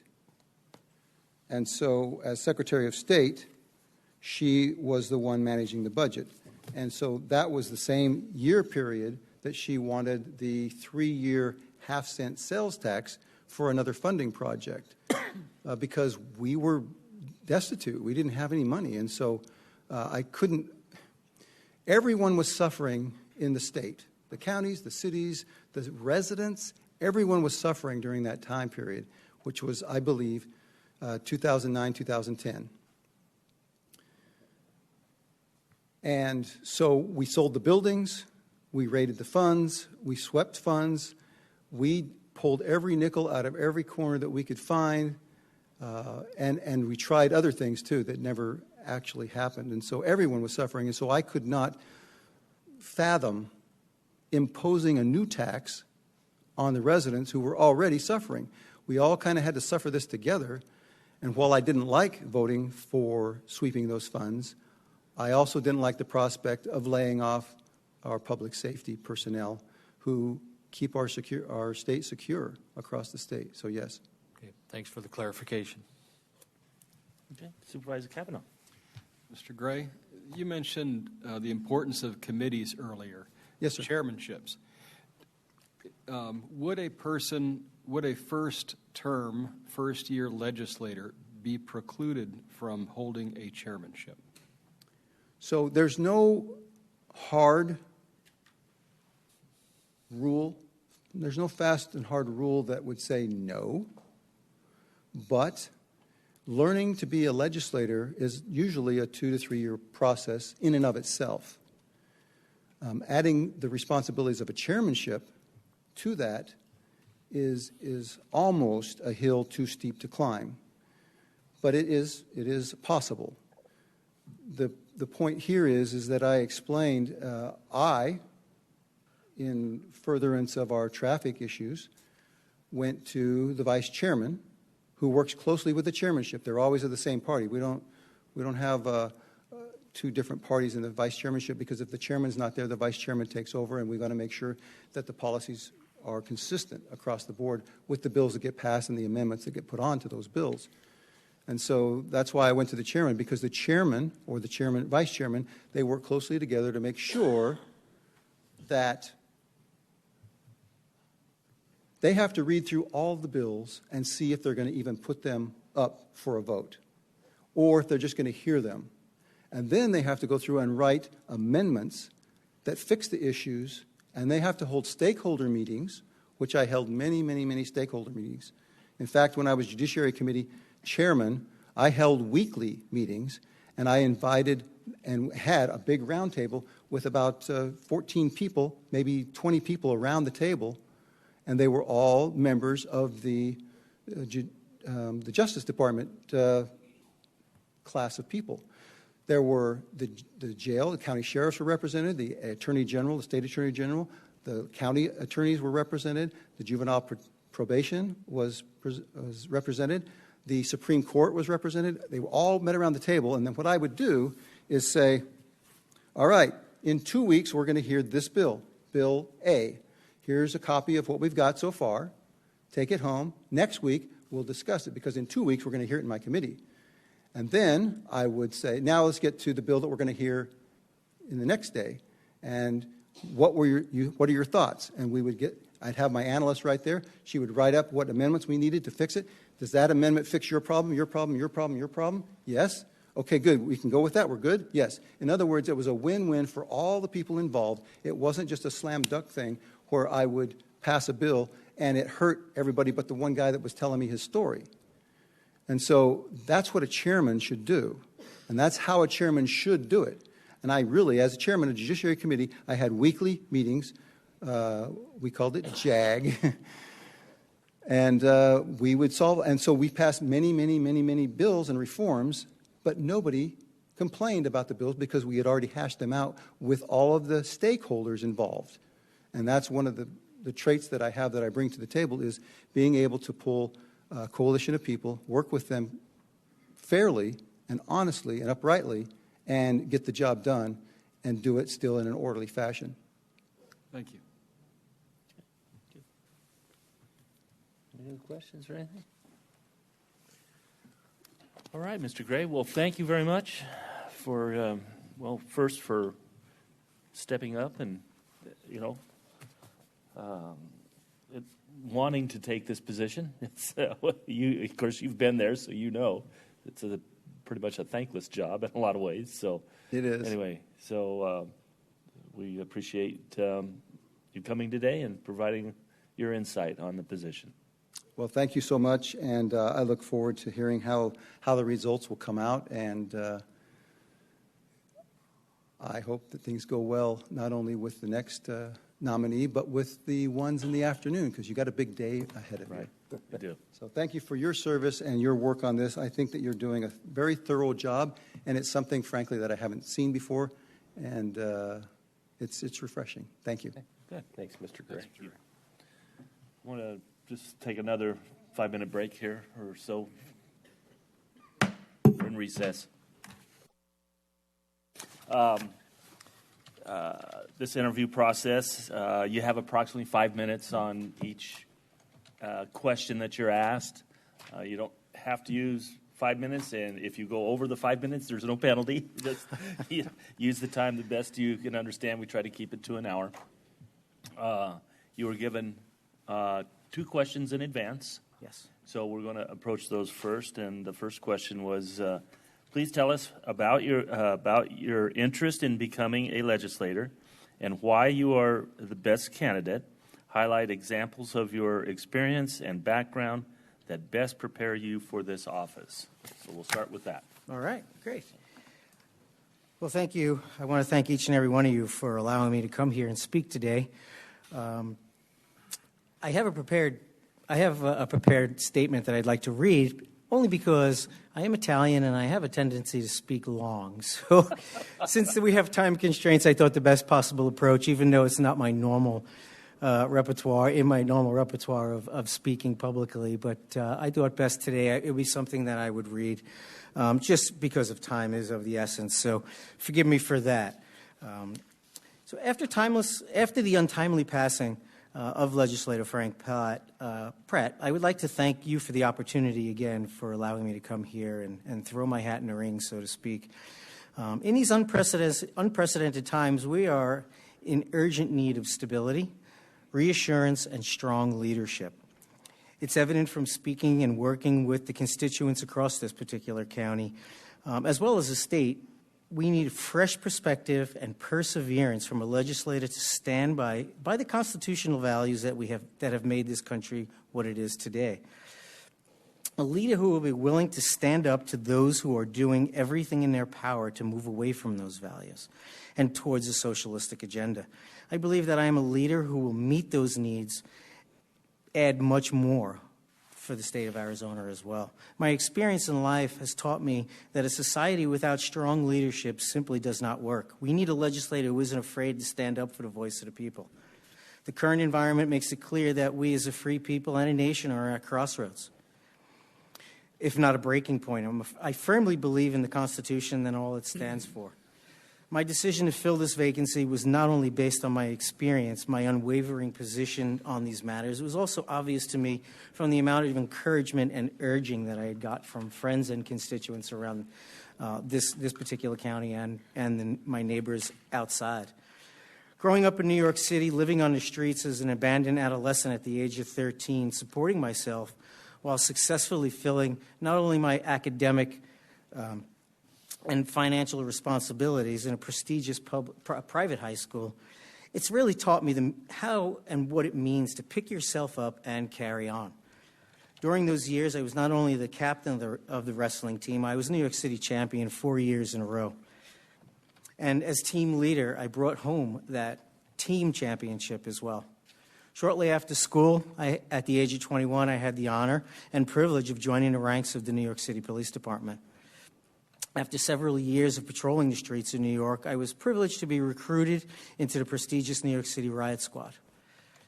Following the 1993 bombing of the World Trade Center, New York City created the first anti-terrorism task force, and they selected 70 police officers out of the ranks of 40,000 New York City police officers that were at the time.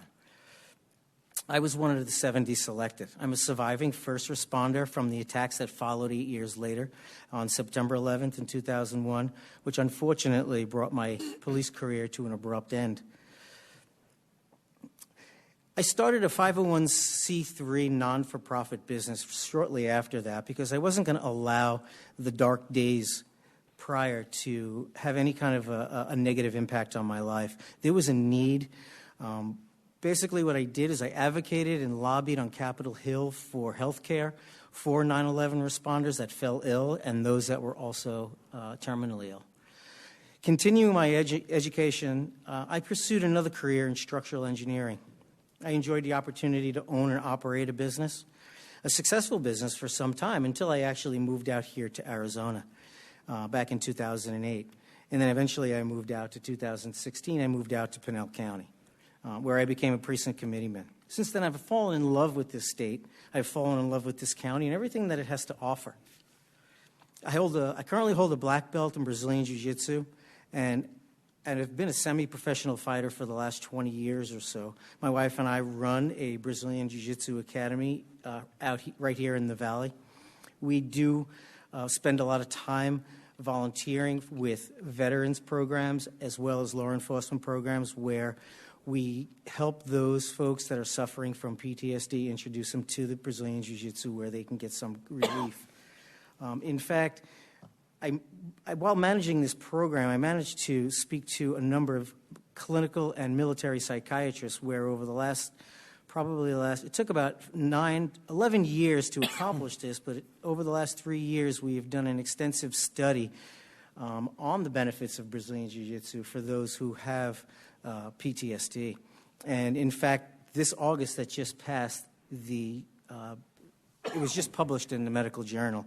It's called the Medical Journal of Community Engagement and Scholarship. And we are in the process of getting the VA to authorize this as a means where they can send some of the veterans.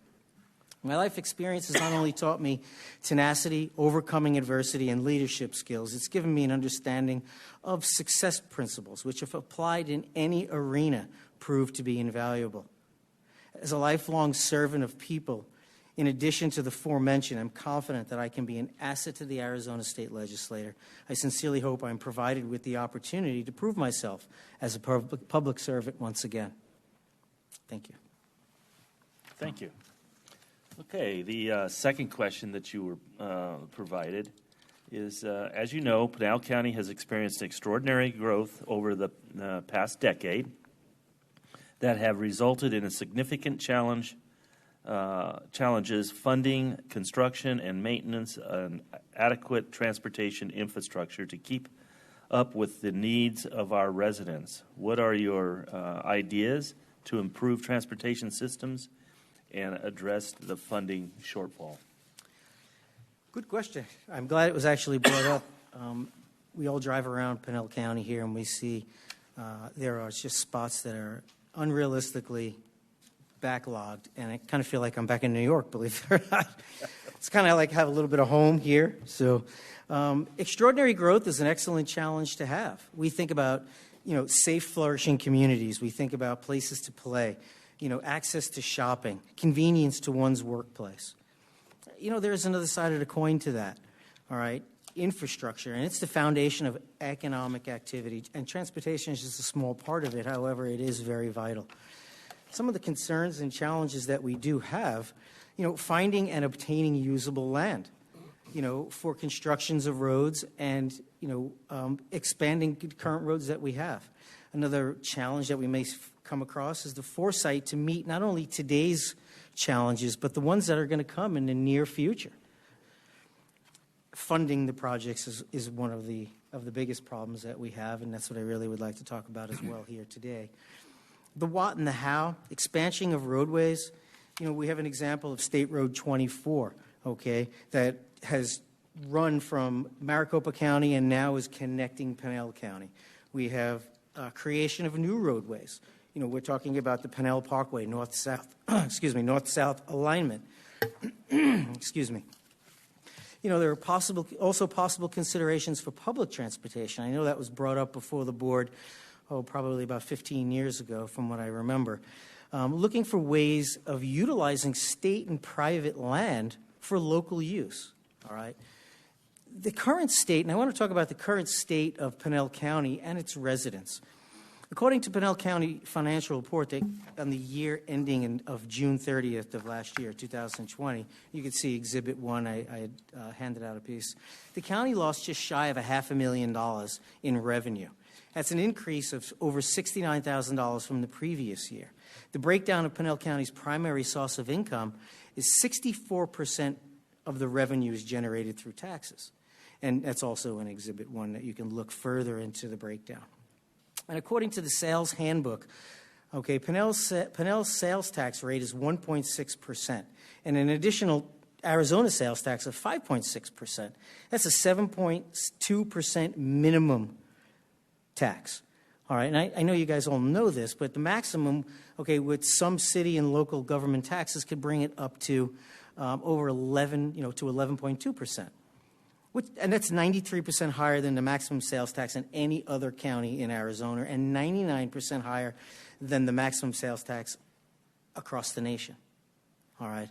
According to the independent study, and that's in Exhibit 2. I have the information on that. And according to an independent study by ASU and published at azeconomy.org, personal income of Arizona state residents declined by 26.5%, okay, in the second quarter of 2021. And the national average declined by 21.8%. And the reason why I bring this up is because additional taxes or higher taxes is not the solution to the challenges that we have.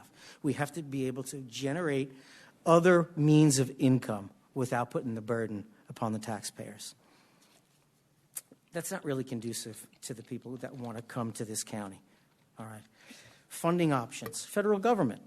Obviously, we know the federal government gives out grants and means of supporting infrastructure. And although they don't have the priority of that, they do play a role in assisting in the expansion of our infrastructure.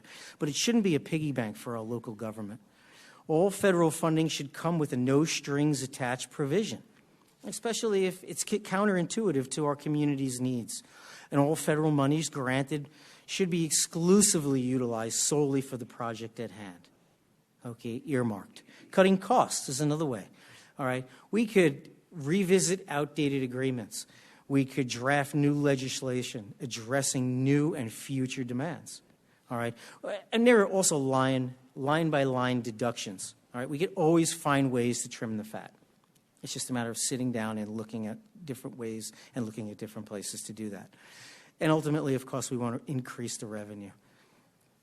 Generally, we want to generate additional revenue from existing taxes, not raising taxes, but increasing the tax revenue by the number by adding more residential, retail, commercial, industrial, and manufacturing outlets.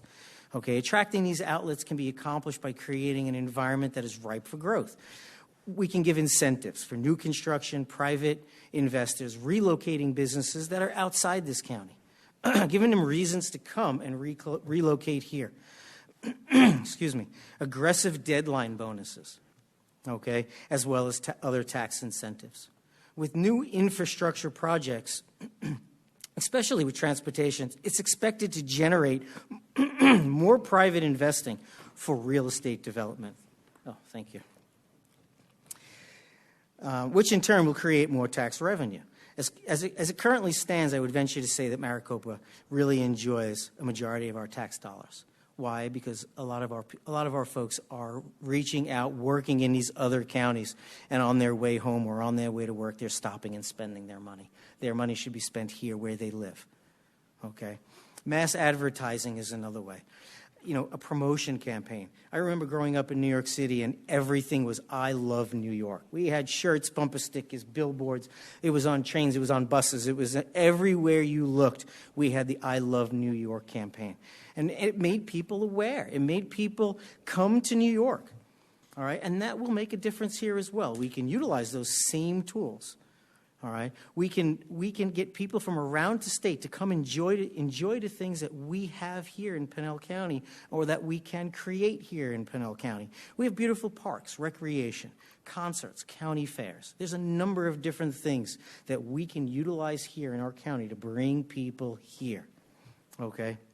Let them know that we exist. Let them know that we are a law-abiding county, and let them know that they can feel safe when they are here. Considering the time constraints and without getting into more detail, you know, these are just a few ideas assisting in creating that healthy balance between residential, commercial, okay, and industrial ideas and properties, and utilizing them as a means of generating additional revenue to fund our growing demand. All right. We have an infrastructure that needs to expand. We have ideas that we can utilize. It's just a matter of putting them in place. I thank you for your time, and I hope that answered some of your questions, and I'm absolutely open for some more. Okay. All right. Well, thank you. Supervisor Kavanaugh. Thank you, Mr. Chairman.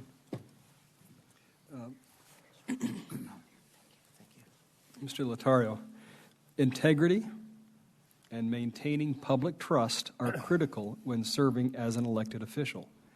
Please tell us what integrity means to you and how you plan to foster and maintain the public trust of your constituents as a legislator.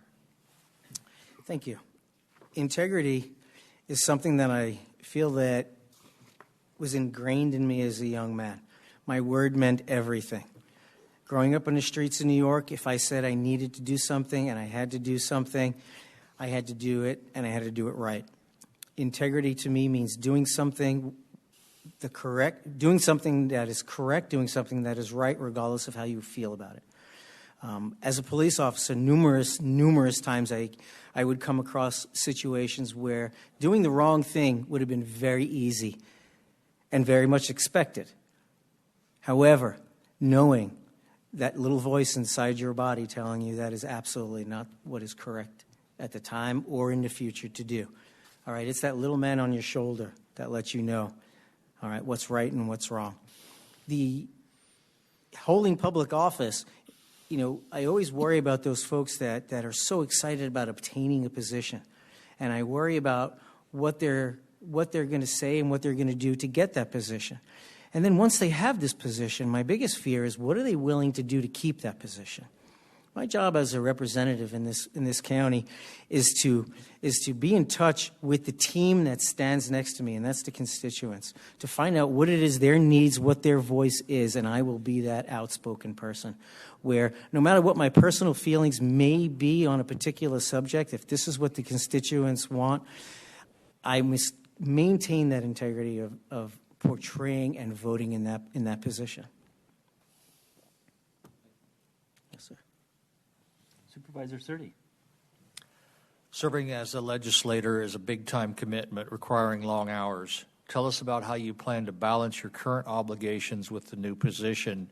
For instance, you may be down there till 12 o'clock, 1 o'clock in the morning on certain votes, and are you worried about getting back to your other businesses, and you can't really live on the small salary that you get from this?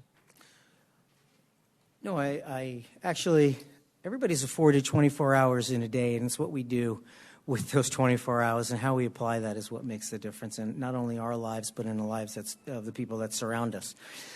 I was afforded the opportunity to work for the city and collect a pension at the end. What I do currently is not for financial income. It is all 100% volunteer work. Not that I would leave that, but my priority would be to change my focus from serving over here and adding serving over here in the legislature. In no way would it impact what I do, and if it did, my priority would be the task at hand. Thank you. As a legislator. Supervisor McClure. Legislative issues often are difficult and complex. So as a legislator, how would you approach researching and learning a new issue? Where do you get your information, and who would you seek advice from on a subject that you have on which you have limited knowledge? Very good. Complex issues, all issues are basically complex if you really look at it. It's a matter of picking them apart, finding the individual issue at hand that make up the bigger issue. Research today is, there's so much knowledge out there, it could actually be a problem because there's so much misinformation. There are proven methods of finding out information. There are people that you alluded to that I would ask for advice, and I guess to answer that part would be those that I admire, those that have the same thinking as I do. It's funny, you can learn so much by watching others, and if you see people speaking the talk and walking the walk, those are the folks that I'd be really looking for advice from, especially if they've gone down this road before me. Thank you.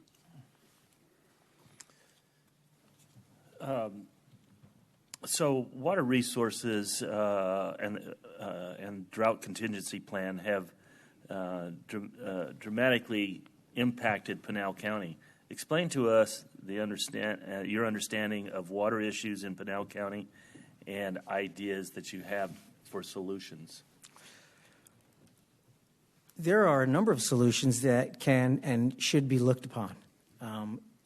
Any particular one of them at this point probably isn't more favorable than the others until we take an actual in-depth study of each and every opportunity that's available. Water is a challenge in this state because we live in a desert for the most part. Population is expanding at tremendous rates.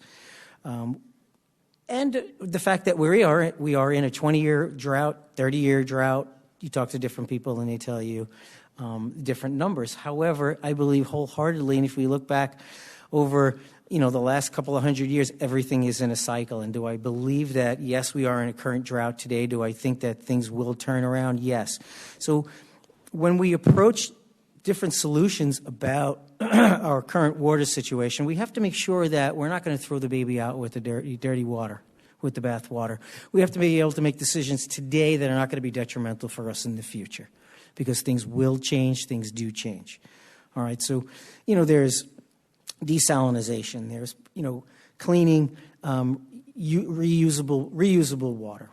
Okay, there's piping water in from other parts of the country. There are a number of issues that we can look at, and until I sit down and do an in-depth study and an intelligent study with those that I surround myself with that are experts in this field, just a broad stroke at a brush would be to, just be safe enough to say that we need to look at every opportunity or every solution that is possible And then from there, we look at what's best for us, not only for today, but for tomorrow as well. Thank you. Supervisor Goodman. At the legislature, there are many different perspectives and conflicting interests.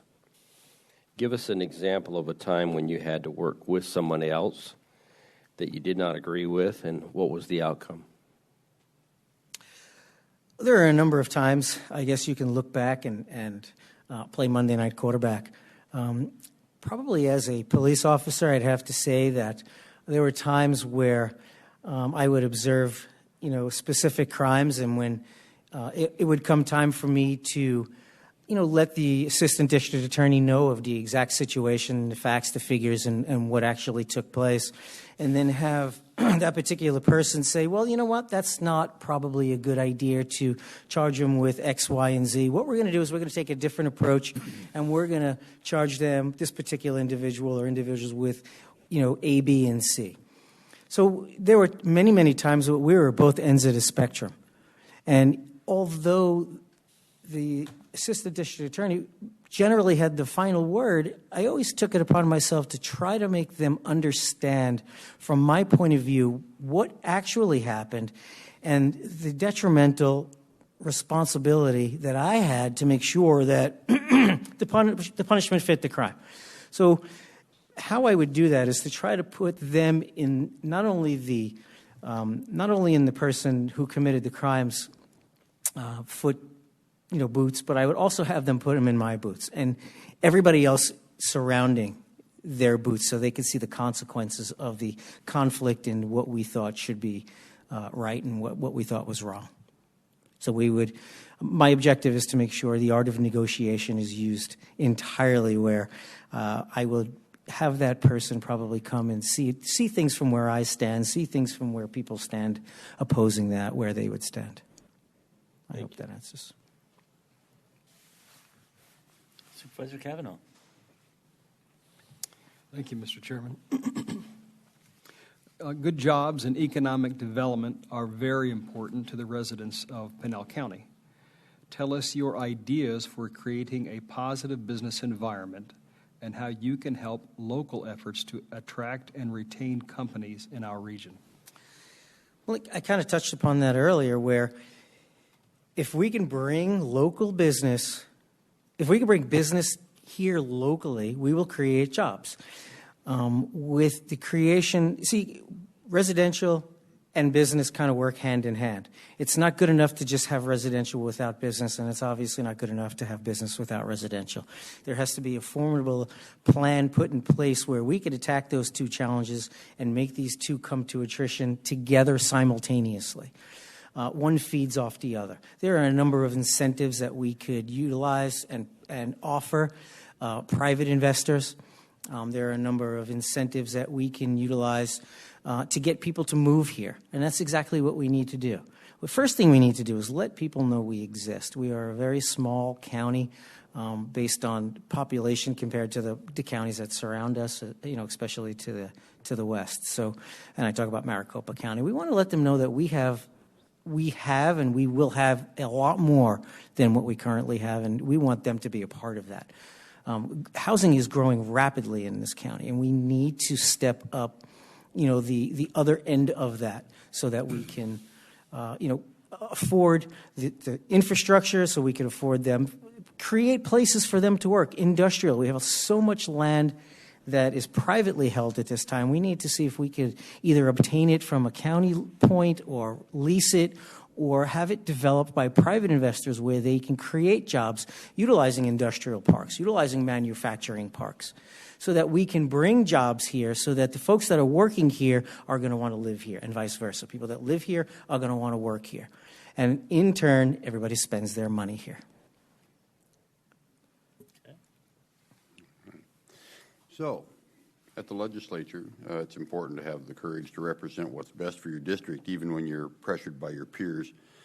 Tell us about a time when you had to make a tough decision because you believed it was the right thing to do, even if that decision was unpopular. I guess as a As a fighter and as a teacher, a professor in Brazilian Jiu-Jitsu, we have a number of students that periodically compete, and we compete as a team, not only as individuals. And when we go to these big international tournaments, academy's objectives are to build their name, to build recognition. Why? Because that brings more students, more money. All right. There are times where you have to look at the safety of a fighter, one of your fighters, where if there is nobody for them to fight, let's say in their age bracket or let's say in their weight division, you know, it's easy for me to say, well, you'll fight somebody younger or you'll fight somebody better or somebody heavier. Why? Because we want their points for our team. However, I have a responsibility to that athlete to make sure that they do not get hurt. Their safety is paramount. I have to make sure that their safety, the safety of our fighters, comes before the notoriety of our school, before the accumulation of points, before everything else that comes. So there are a number of times I have to sit an athlete down and look him in the eye and tell he or she that, no, you're not going to fight today. Yes, unfortunately, you've been preparing to fight for the last 14 months. You've been training 6-7 days a week, and this has been your goal, is to go out there and meet that opponent, but today is not going to be your day. And that is wholeheartedly a breaking point for a lot of people, but I still have to stand by what I believe is right.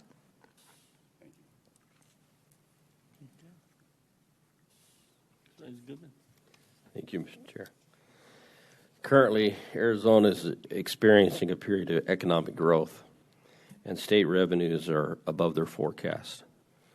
But the economy is volatile, and with prosperity comes where things turn.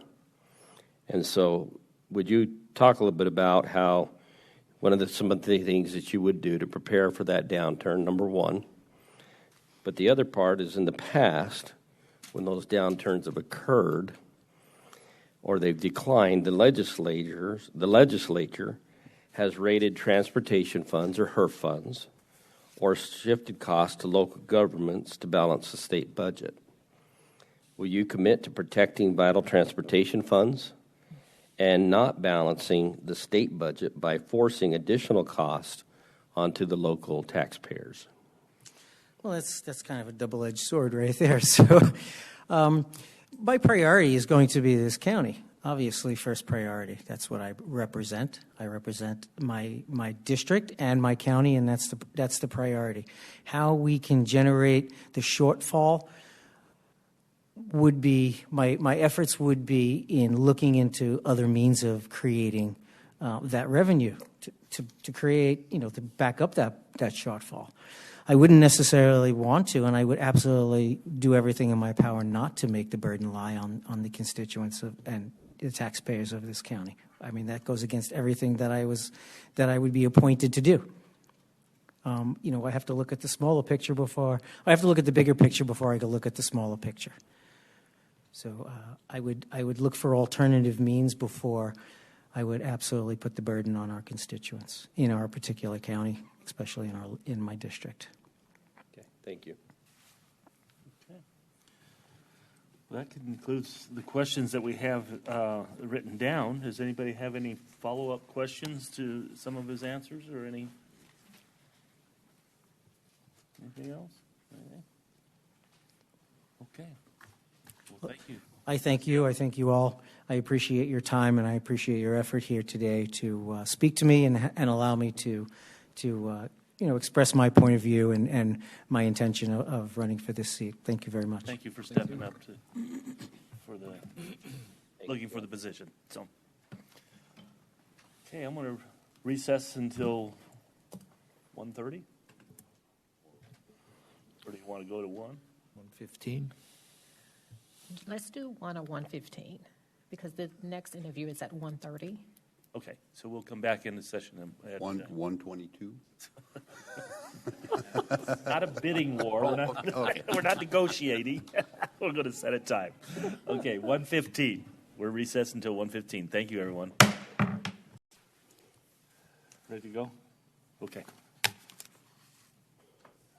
Good morning or good afternoon, Mr. Filer. you here? Can you see me? He's muted. We're going to unmute you. Good afternoon. Good afternoon. Okay. So we have this interview we're going to do here, and just for some ground rules, you have approximately 5 minutes to answer any of the questions. There's not a set limit. You can certainly go long if you need to on any particular item. We've blocked out an hour, though. That is the limit. So you were given a couple of questions in advance, and we will start with those. The first one was, please tell us about your interest in becoming a legislator and why you are the best candidate. Highlight examples from your experiences, background that best prepare you for this office. And we'll start. Sure. Well, first of all, thank you for having me and working with me. I obviously didn't plan on getting COVID, but I seriously appreciate all of this. And again, working with me, this kind of reminds me of when I first started my distance running career. And it was, Kirk, you're a fast runner, but you're going to have to do this with asthma. Now it's, Kirk, you have an opportunity to interview for this appointment, but you're going to have to do it with COVID. Never easy, right? So why am I interested in becoming a legislator? I have a passion for this great country, the way it was founded, as well as our great state. I love both, and I hate what the other side's doing to both. I'm passionate about preserving the freedoms given to us by God and spelled out by our founders. So I've decided to get into this fight firsthand. Why am I the best candidate? Aside from my passion to do this, I believe I have some unique qualities that will serve my constituents well. First, I've been very active talking to my neighbors and people in the community.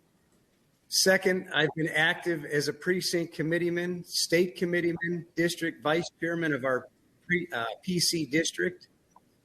And third, I believe my experience in corporate life will help me as a legislator in several ways.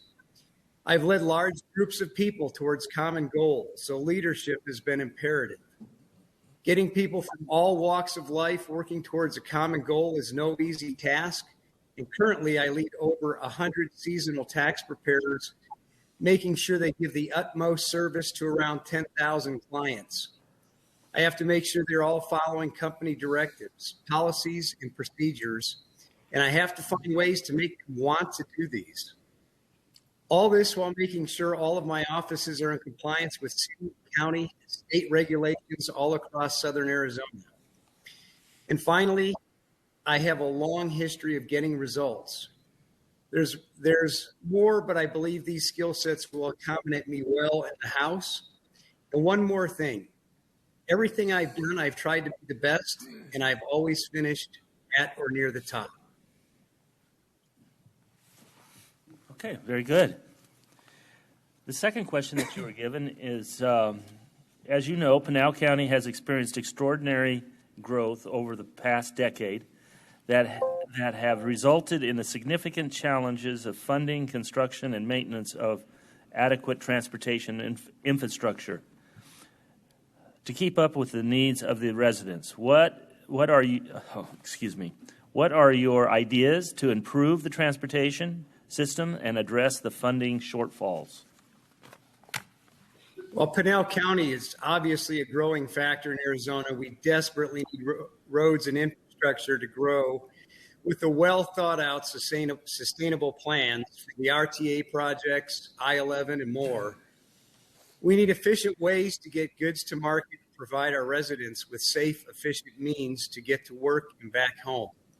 Just look at Lucid alone. Right now, they're running 100 trucks a day.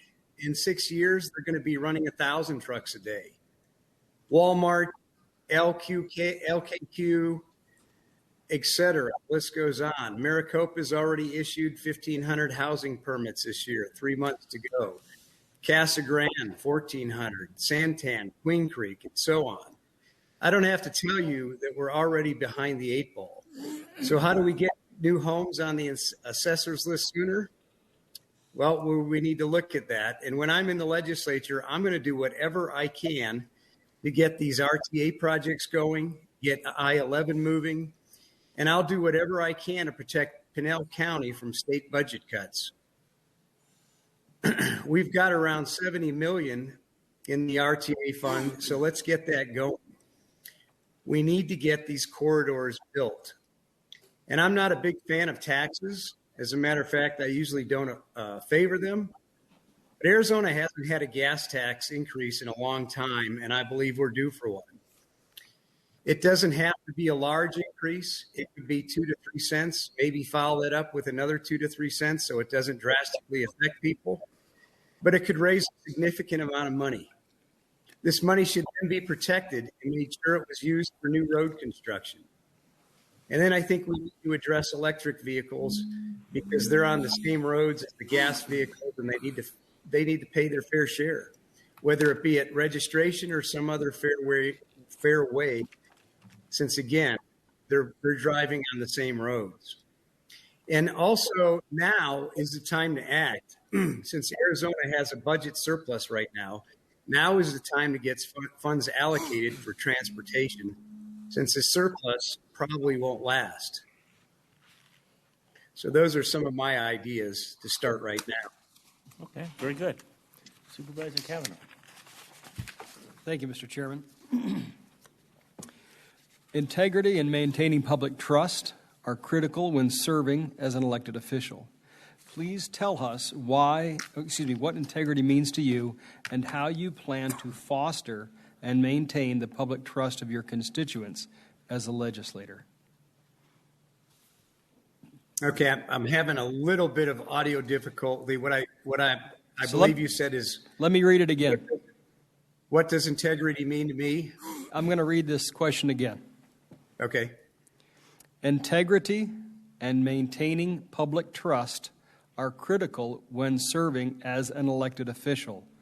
Please tell us what integrity means to you and how you plan to foster and maintain the public trust of your constituents as a legislator. Yes, a man's integrity tells just about everything about him. What is integrity? It's doing what you say no matter what. It's being honest, having strong moral values no matter what.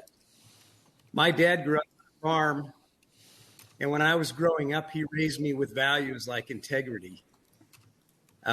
He told me stories about deals my grandpa made with just a handshake and never had an issue. I was fascinated at that, and I've tried to live my life with those same values.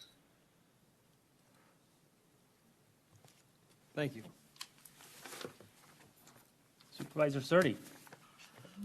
Serving as a legislator is a big-time commitment requiring long hours. Tell us about how you plan to balance your current obligations with this new position. For instance, you may be down there at the Capitol till 12 o'clock, 1 in the morning, and you really can't make a living off of the salary they give you. Will you be worried about getting back to whatever else you have going on? Right. First of all, I have an excellent assistant who's very committed to her job. She's my right-hand person. She takes a lot off my plate. Next, the most important aspect of my job is planning and putting together a team right now through December. I have a very solid team returning, and once the legislative session starts, my team will be in place, and most of the hard work will have been done. And I've talked to my boss about this at length, and I have his blessing. And believe it or not, he's a Democrat and still supports me in this. And finally, I've worked retail management jobs my entire adult life. I'm used to working long hours, planning my days and weeks, and working until the job gets done. This is another quality I learned from my dad. Good old Midwest work ethic. Thank you. Supervisor McClure. All right, Mr. Filer, Let's see here. Legislative issues are often difficult and complex. As a legislator, how would you approach researching and learning a new issue? Where do you get your information, and who would you seek advice from on a subject that you may have limited knowledge?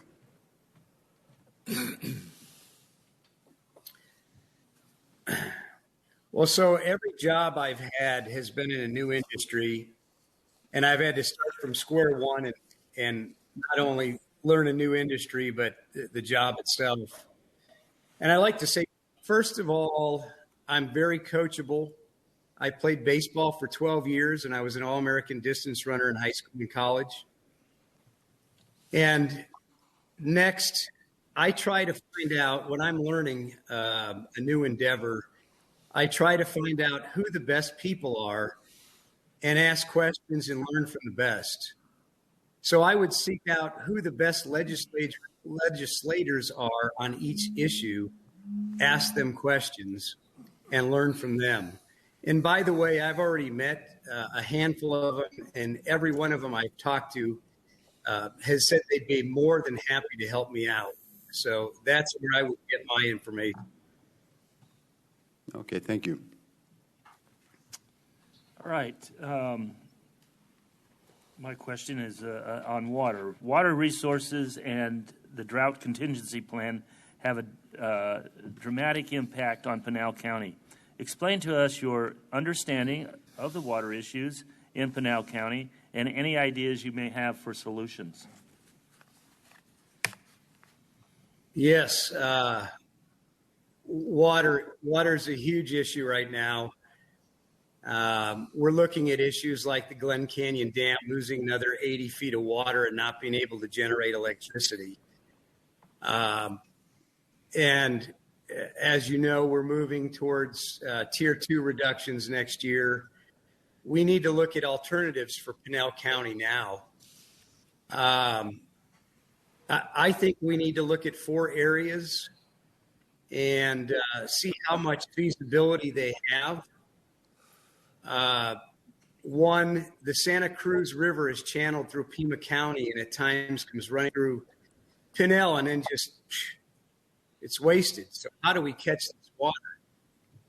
Why not slow it down through a detention well or series of them and use it to recharge your groundwater?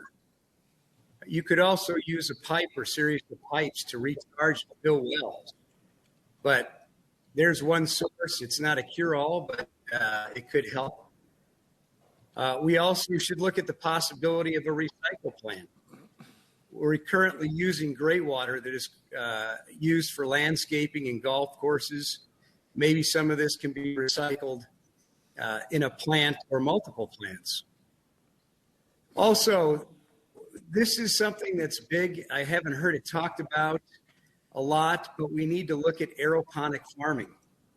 Aeroponic farming uses 90% less land and, more importantly, up to 90% less water. There's a great example of one of these farms in Mesa called True Gardens. When we talk about water conservation and sustainability, we need to look at this option very quick. NASA's looking at it, and so should we. And then I guess finally, the common sense stuff, we need to educate, encourage, and possibly incentivize towns to conserve water. Just simple common sense things like switch from grass to desert landscaping. New homes should have desert landscaping. Things like turn off the water when you're brushing your teeth, those kind of things. So these are the things that we can start on now. Okay, thank you. Supervisor Kavanaugh.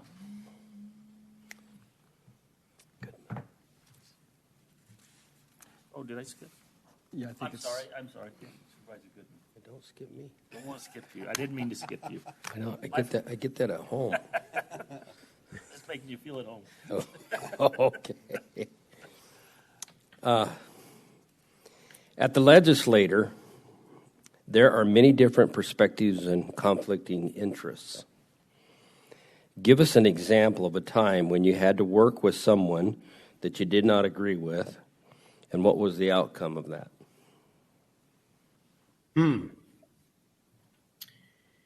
Someone I did not agree with. Let's see. Well, excuse me for a second. Well, what just popped into my mind was when I was working for U-Haul. I was a marketing company president. We were building a new center in my marketing company. And the construction superintendent, who knew everything about construction, of course, but not about my company's idiosyncrasies, for some reason did not take feedback from me very well. And we didn't hit it off from the get-go. And as the building went on, the architect had made a mistake on the warehouse loading dock. When I pointed it out to the superintendent, he didn't want to change it. I knew it was off because I had spent time in other areas with our CEO, and I knew exactly how he wanted loading docks built. Excuse me. The superintendent kept saying his job was to follow the plans. Well, long story short, I got a meeting put together with our construction department, the architect, and I even got our CEO involved. We got the adjustment done. The loading dock was built correctly, and I got along with the superintendent very nicely since. Thank you. Now, Mr. Kavanaugh. Thank you, Mr. Chairman. Good jobs and economic development are very important to residents of Pinal County. Tell us your ideas for creating positive business environments and how you can help local efforts to attract and retain companies in our region. Right, a must for Pinal County, creating jobs, positive business environment. Pinal County has a great base for everything we need to attract and retain business. We already have our beautiful desert landscape. So I think the first step is to show site locators we mean business about our infrastructure and water plans. We've already talked about that. It's so important for so many reasons. Then we need to develop great relationships. Relationships are so important to attracting businesses. They're not just going to come to Pinal just because of Pinal County. We need to foster these relationships. And then we need to make sure that our taxes and low regulations are attractive to businesses. They want to come here. So it's an ongoing process. I hope that answers your question. Yes, thank you. Supervisor McClure. I'm back. Okay. At the legislature, it's important to have the courage to represent At the legislature, it's important to have the courage to represent what is best for your district, even when you're pressured by your peers. Tell us about a time you had to make a tough decision because you believed it was the right thing to do, even if that decision was unpopular. I'm sorry. Again, it's audio different. I think I heard tell you about a time when I had to make a tough decision and stuck with it. And stuck with it when it was not. Okay. When it was unpopular. Yes. Pardon? When your decision. What was the last part? When you made your decision, but it was an unpopular one. Gotcha. Well, being in management, that happens frequently. I'm not sure why, but another situation from U-Haul just popped into my head. Maybe that company's haunting me. I don't know, but I'm thinking about a time. This was very tough because it went on for weeks, and it was when Obamacare first came out. I had an army of part-time employees, and a lot of them worked up to 36 hours a week. A lot of them were happy doing that because they had spouses that worked full-time that had benefits. When Obamacare first came out, I had to cut everybody back to under 30 hours because even a company the size of ours couldn't afford to pay all those benefits. When I announced the decision, of course, it wasn't very popular. And what I did is I had long, hard conversations with a lot of employees. Actually, I made it a point to have a conversation with each and every one. And I got it done, and I kept almost every single one. So out of this tough decision, we actually became a closer-knit group, a closer-knit team. So that's what pops into my mind about a tough decision.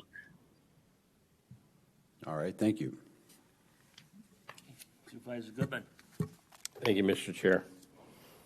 Currently, Arizona is experiencing a period of economic growth, and state revenues are above their forecast. But the economy is volatile, and it can take a turn. And so with that, in the past, when revenues have declined, the legislature has rated transportation funds, HERF funds, or shifted costs to local governments to balance the state budget. Will you commit to protecting vital transportation funds and not balancing the budget by forcing additional costs onto us, the local taxpayers? Absolutely is the short answer. Once funds are allocated, they should be protected, especially transportation funds in today's day and age. When I'm in the legislature, I'm going to do everything I can. I think I mentioned this earlier, but I will do everything I can to protect transportation funds, especially when it comes to Pinal County. I know everyone's got their pet issues, their pet projects, but the way that Arizona is growing, in particular Pinal, transportation funds and infrastructure funds should not be rated whatsoever. Thank you. Okay. Well, that completes the questions that we have, but is there any follow-up questions by the board? Not to questions, but I was curious about when he said he might go for a gas tax, but there's going to be more and more electric cars. What does he think about what would be a fair way to tax them, if that's not too far out of the norm? I'll allow that. It was to the transportation. Did you hear the question? I think I heard it. I think it was about electric cars and a fair way to tax those cars. And that's a great question. I've been thinking about this. It could be some way on the registration on a average mile basis.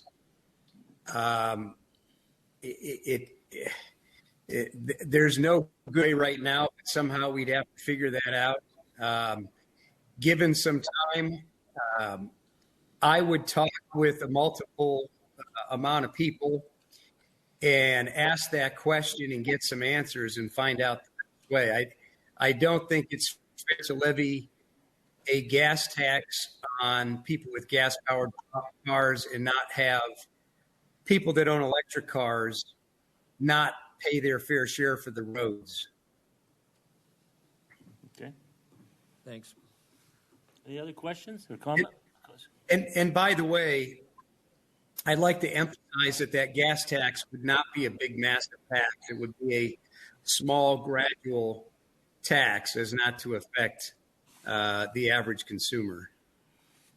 Okay. Well, if there's nothing else, Mr. Filer, thank you for throwing your hat in the ring, as it may be, and taking the time to answer our questions. We appreciate it. Yeah, and again, I sure appreciate this unorthodox method.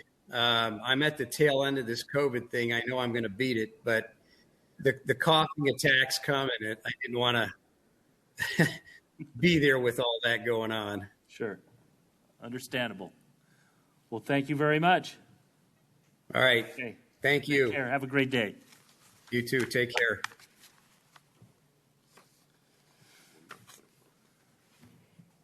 Let's take a little 10-minute recess. Action here. Good afternoon, Teresa. Well, good afternoon, Board of Supervisors. How are you guys today? Good. So you were given a couple of questions in advance, so we're going to start with those. You have approximately 5 minutes per question. We have a total of 10, counting the 2 that you were given. Okay. And you can, there'll be a timer going, but if you need to expand longer, don't worry about it. You know, just you work the clock the best you can. We're going to hold you to an hour, though. Got it. Okay? So I am Teresa Martinez. Oh, should I go ahead and go? Well, I was going to read the question for you. Oh, go ahead. So please tell us about why you're interested in becoming a legislator and why you are the best candidate.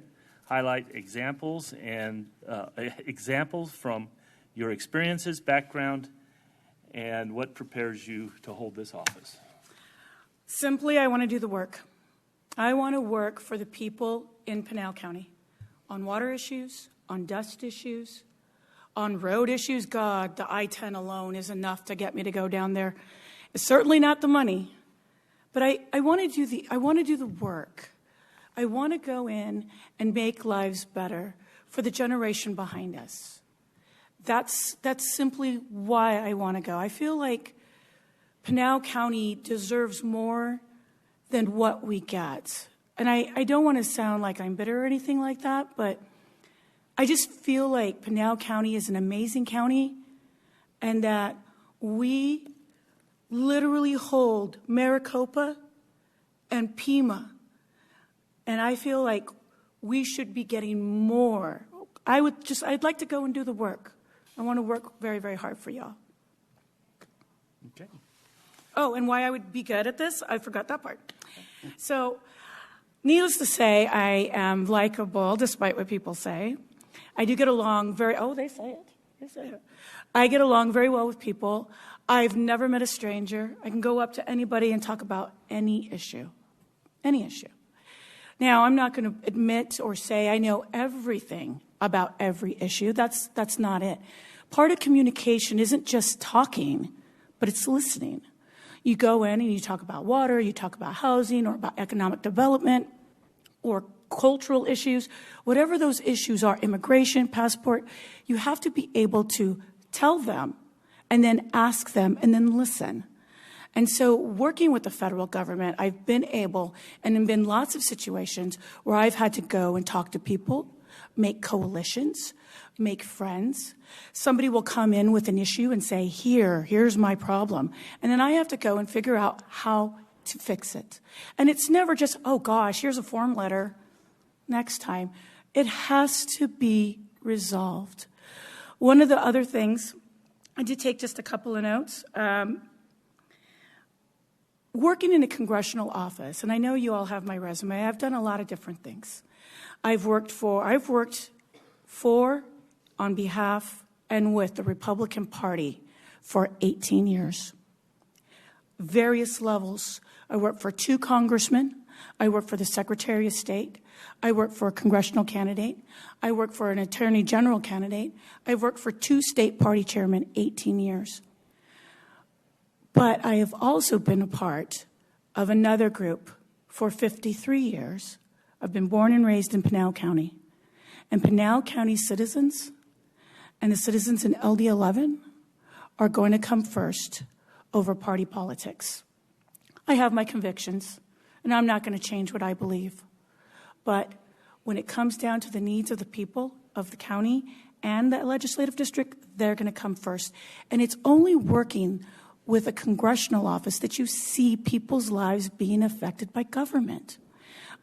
I have met several county chairmen, several mayors throughout the state, congressmen, senators, candidates, I've been able to make relationships on the tribe, down on the border, international with the embassy in Canada and in Mexico and in Guatemala.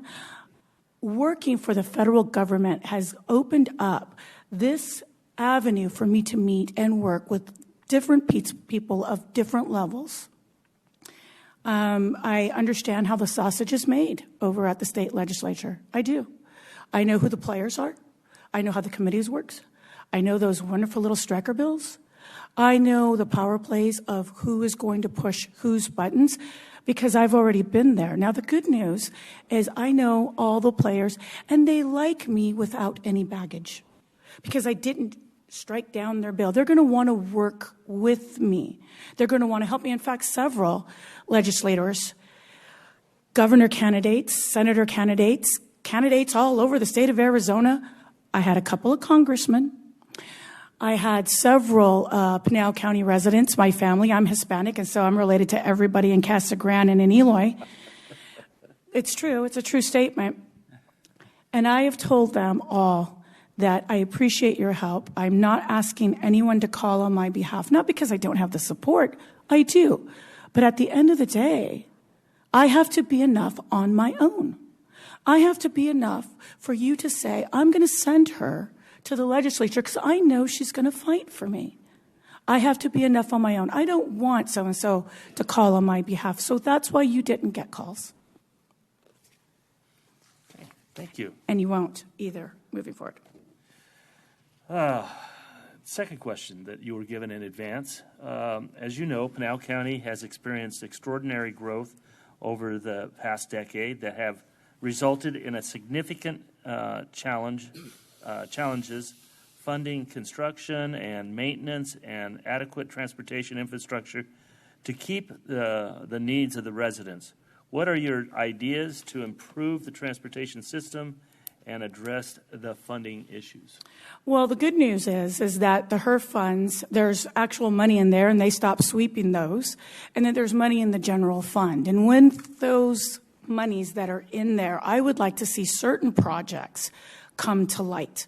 The project on State Route 24 with the expansion, we have a town called Gold Canyon that is, if that freeway gets stuck, or God forbid something happens, an accident during the Renaissance Fair, that whole community is blocked up against a mountain. And I feel like that State Road 24 probably needs some expansion. I'd also like to see some improvements done in the road coming out of Maricopa into the town of Maricopa, the 347, that since we have the general funds now and we have some money in the HERF, I'd like to see that road improved.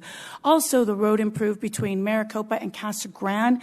There's that one road when you're coming from Maricopa into Casa Grande and you get behind some truck at like 45 miles an hour and, you know, you got to pee and hurry up and get their gas. You got to wait at QT over there.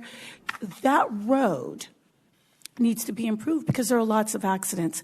And I feel now is the time that somebody fights for those kinds of projects in Pinal County. Dare I say the I-10? Oh my gosh, that we really need. And I'm glad to see that Rusty Bowers is putting some money towards that. But going back to my congressional roots, we have to work with the tribe on that. And I have those coalitions and those connections with not only the Gila River, but the Navajo Nation, the Whitewater Apache, the San Carlos Apache. I have those relationships. So when we start working on major interstates, that we're going to be able to work, they're going to see a friend. I came today and saw Lando Rojas. I saw Lando. You know what? He made me feel great because he was my friend. And it's good to see a friendly face. And I think if I were to walk in, they would look at me and say, oh, thank God, somebody we know. Also, with regards to legislation on transportation, I'd like to explore the possibility of being able to make sure that those HERP funds are never swept again. Right now, we've got a Republican governor and we've got a Republican legislature and we've got some surplus. That's great. It was not always the case. Napolitano came in and swept all that money, and then all of a sudden it was gone. So we definitely need, and I'd like to explore some some legislation that we can put in place to protect those funds so that they're not swept again. Okay, good. Thank you.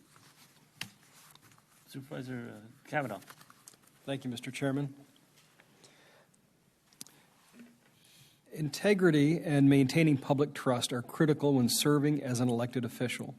Please tell us what integrity means to you and how you plan to foster and maintain the public trust of your constituents as a legislator. Very, very easy. You have to mean what you say and say what you mean. You have to. Your word is your bond. I am a very loyal person. I am very, very loyal. I learned it's important to be loyal from working from Rick Renzi. We had our chief of staff wear a wire and frame all of us. In fact, it's not fun to know that the FBI went through every single email. And it was loyalty and integrity. They called me on the phone and they said, Teresa, and they were asking questions about how I felt about Rick and whatnot. And I was like, no, we're on the team. We have to be loyal. And integrity is when you sign up for a job, you have to do it honestly and openly. Because the FBI could at any moment take your computer, go through every single email, and give it to a prosecution and give it to your boss. And that happened. And it's not that I'm paranoid. That actually happened to me. And if I didn't live my life with integrity, I'm not saying I'm a saint. I'm not saying I'm an angel. You know what you get when you get me. But I'm loyal, I'm hardworking, and I look you in the eye and I'm going to tell you to your face, this is what I think, this is how I feel, this is where I'm going. And then I'm going to stop and listen. I'm going to say, Supervisor Kavanaugh, how do you feel about that? And then we're going to have a discussion. Because we have to work together as a team. This is not the Teresa Martinez show, going to the state representative and being introduced. No, this is, Teresa is going on our behalf, to represent us and fight for us. Not just them, for you too, and for you. We have to go and know that the community is first. Not the party, not the elected officials, but you too. And I am going to say that integrity, sir, is saying what you mean and meaning what you say and standing by it. Thank you. Supervisor Surtee. Serving as a legislator is a big-time commitment requiring long hours. Tell us how you plan to balance your current obligations with this new position, because you obviously can't live on the little salary they give you, and you may be down there till 1 o'clock in the morning. Does that affect you, and how will you handle that? Well, the good news, I would have to quit Tiffany Shedd for Attorney General campaign, and I would quit to that. I did ask Congressman Gosar before entering this, and he said, we will work with your schedule. Luckily for Congressman Gosar, I do constituent casework, so that means somebody will call me and say, I need help with a passport, I didn't get my IRS stimulus check. I would send them an email, they send me an email, and then I send an email to the IRS or USCIS or the passport agency. By the way, you can do that. Always call Congressman Gosar if you need help with a federal agency. We will help you. I had to do a plug. So the congressman has already stated for me that he would work with my schedule. Now, Steve Montenegro used to work part-time for Congressman Trent Franks and was not only was he a state representative, but he was majority whip and speaker pro tem. And so we've already discussed what that schedule would look like, what my workload would look like. And then they would say, yes, we're going to go ahead and modify. So the congressman, not only do I have his blessing to do this, but he did say that I would do that. And with regards to the long hours, well, sadly, I'm a single gal and don't have a boyfriend or a husband. So if you guys know single guys, please send them my way. And my little boy, you think I'm joking. My little boy is 19. He's my only child, and he's a sophomore in Park University in Gilbert. And so the long hours aren't going to be a problem, and Congressman Gosar said he would have my back, and I have the full support of the team. Thank you. Supervisor McClure. I'm up. Yeah, You're up. thank you. Legislative issues, and good afternoon, Teresa. Good afternoon, Jeff. Legislative issues are often difficult and complex. As a legislator, how would you approach researching and learning a new issue? Where do you get your information, or where do you get your information, and would you seek advice? Let me mess that up completely. You did. Anyway, so where would you get your information? Who would you talk to? I think it depends on the issue. Water issues, I would go to Steve Miller. I know enough about water to know that I need help. I know enough about water to know what at least questions to ask. But I would go to the industry, and I would go to Steve on that. When it comes to gun rights and retail, I would go to Jeff Surdy. He knows about that, and I would want his information.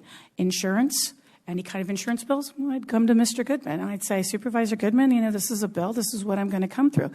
The reality is that I would be going on your behalf, so I would seek your advice first.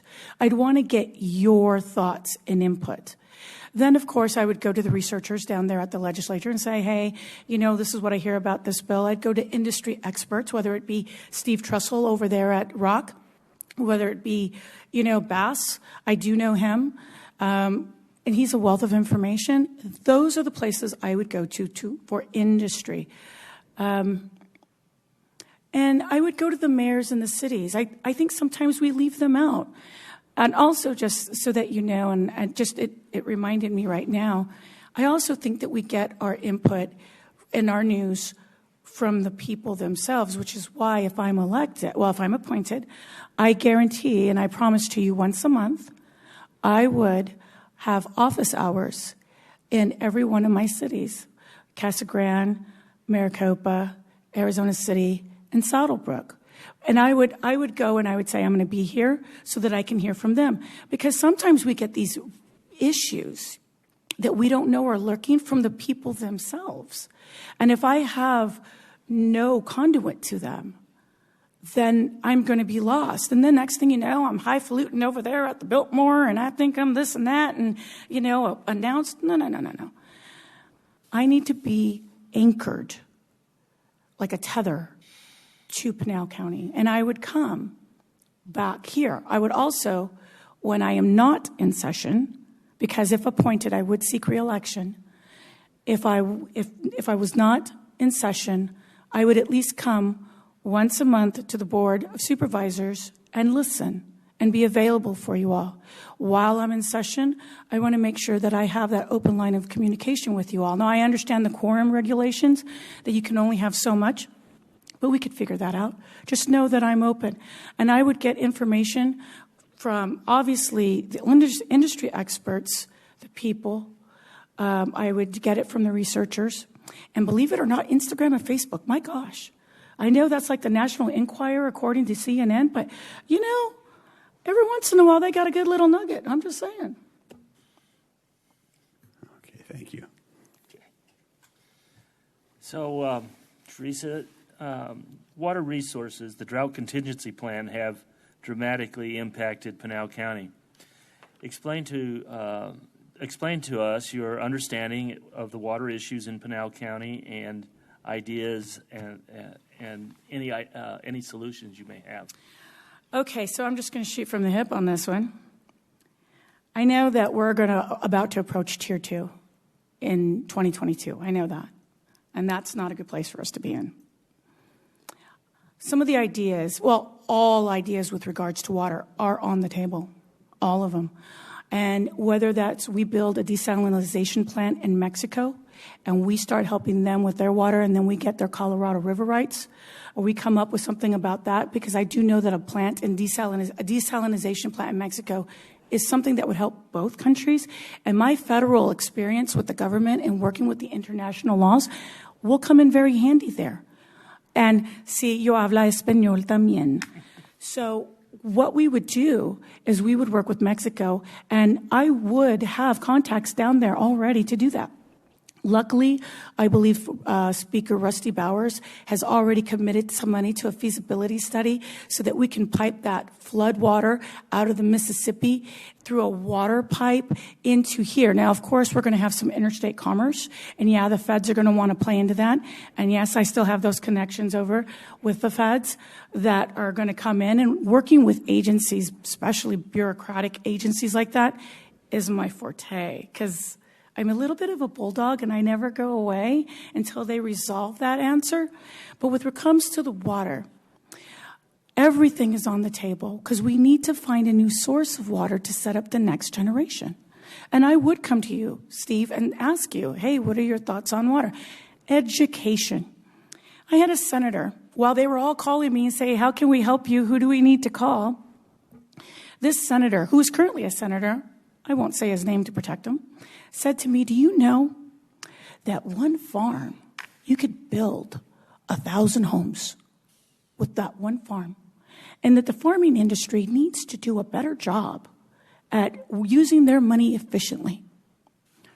I was taken aback because my response to him was respectfully, and yes, I did say that, and I called him by his first name. I said, respectfully, I'll say Bob, I appreciate what you're saying, and yes, housing is important, but that one farm isn't just one family.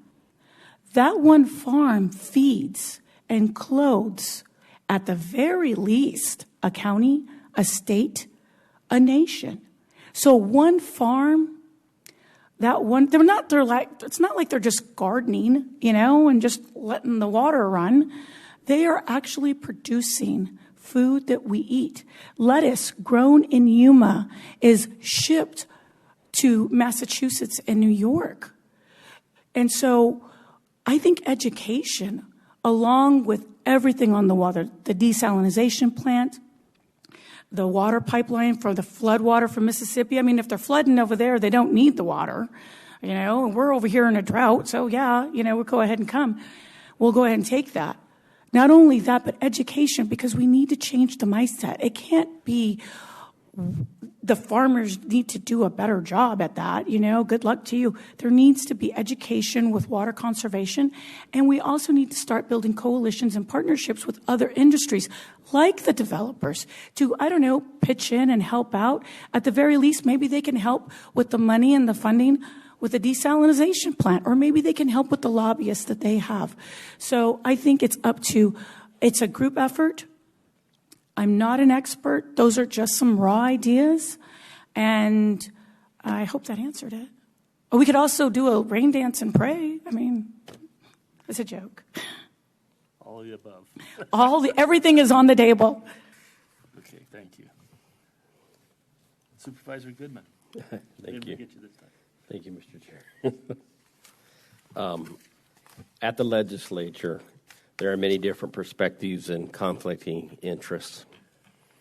Can you give us an example of a time when you had to work with someone you did not agree with, and what was the outcome of that?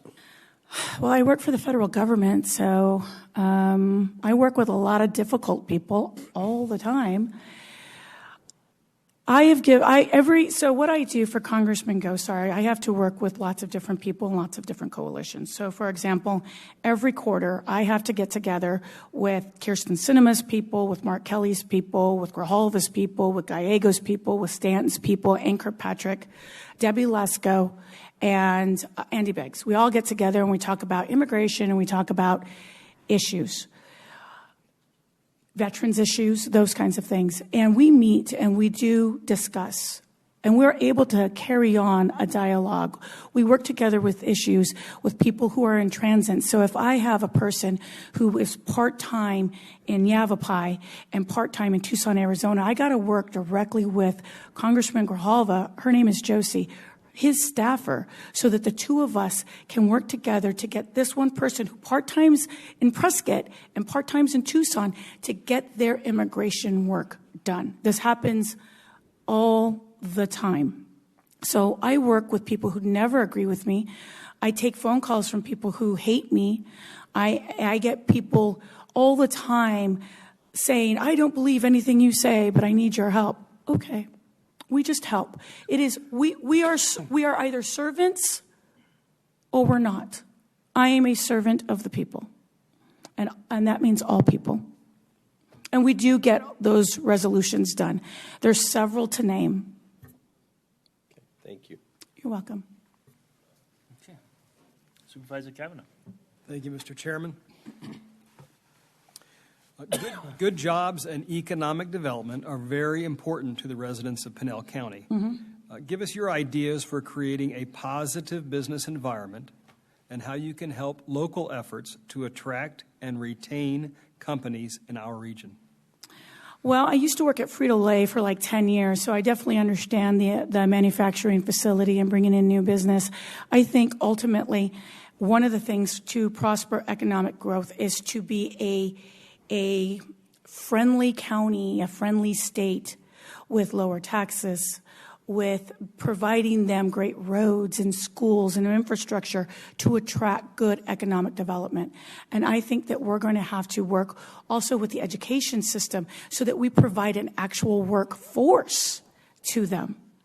Economic development, though, is really a local issue, and it would be my responsibility to help all the communities, whatever their needs require, whatever the business is.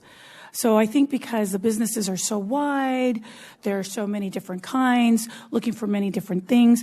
Developers are looking for a whole bunch of land, pretty cheap, and they want the water rights. Okay, so let's go ahead and work with them and work some of those issues out so we can come up with a deal. So it's really about the horse trading. And I think every company and every industry is going to want to do their own thing. We just have to be open and set that stage for that. But that means less, I don't want to say less regulation, but that means less regulation so that they can come in and be able to turn a profit. And I know that's a dirty word sometimes, but people don't want to open up a business just because they're bored. They want to come in and be prosperous. And we have to provide an environment to allow them to do that. Thank you. You're welcome. Supervisor McClure. Thank you, sir. At the legislature, it's important to have the courage to represent what's best for your district, even when you're pressured by your peers. Tell us about a time when you had to make a tough decision because you believed it was the right thing to do, even if that decision was unpopular. Every primary election, I do something that's not popular. The congressman does something that's not popular. Not only do I have to, when I make a decision, do I have to defend my decision, I also have to make a decision and present it in a way that doesn't cause him harm. Because we don't want anybody saying, oh, that Teresa Martinez is running around reckless and just doing all kinds of stuff. It has to be done in an appropriate way, in a presentable way, in a palatable way. When you make a decision, you have to present it in the best light. You have to present your decision based on actual, true facts. There are several times lots of people did not like a decision that I made or a candidate that I supported, and they got after me pretty quick. One of the things, though, that I found that helps is that you have to know why you did it. Why did I support so-and-so? You have to know why. If you're not good with why you did it, then you're not going to be able to defend it. And then you're going to have to present it in a palatable, best light so that somebody can appreciate your line of thought. Then you have to not take it personally. People who don't agree with you will come up and say, blah, blah, blah, blah, blah, and you did this, and you did, okay, all right, not personal. And then they go away, and then a week later, they want to buy you a soda or a coffee. You can't take it personally. And then at the end of the day, we're all members of the same community. We're all members of the same party. We're all members of planet Earth. We are all individual people. And so I make decisions. The last decision that I made was supporting a particular governor candidate. And I've gotten a lot of not so wonderful comments. You do the best you can. Okay, thank you. Supervisor Goodman. Yeah, thank you, Mr. Chair. This question you've already kind of touched on, but I think it's more geared towards getting your personal commitment on this one. But currently, Arizona is experiencing a period of economic growth. Excessive or large amounts of revenues that are coming in. We have that's been forecast than what was originally forecasted. But as we all know, the economy is volatile. It can make changes. And so we have to be prepared for a possible downturn someday. In the past, when revenues have declined, it's been the actions by the legislatures that has raided transportation funds, HERF funds, and shifted costs to local governments to balance the state's budget. Will you commit to protecting vital transportation funds and not balancing the state budget by forcing additional costs onto local taxpayers? Yes. You just want a commitment, or do you want my thoughts on that? You just made a commitment, I think, right here on public, so. And it's taped in front of people. Is yes enough? That's good. If you want to expand more, that's good, but. Sometimes you got to quit when you're ahead, don't you? There you go. I'm good. I don't think we should raid the HERF funds, and I don't think we should. Yes. Okay. Thank you. But I want a commitment from you, too, if I may, that you would work with me on that you would stand and have my back when I made that commitment, and that when the governor calls, whoever that person may be, or Ducey, and they say, we need you to vote, and I say, blah, blah, blah, I want to know that I can come home, and I'm not going to be attacked by you, because those attacks are coming. I know they are. I get attacked now. They just come. And it's reassuring to know that when I go home, I have a support system. So I agreed, and I make that commitment to make those hard choices for you, but you have to have my back when I come home. Okay, thank you. Okay. Okay, that's all the written questions that we have, and will anybody want to ask a follow-up on a response that she's given?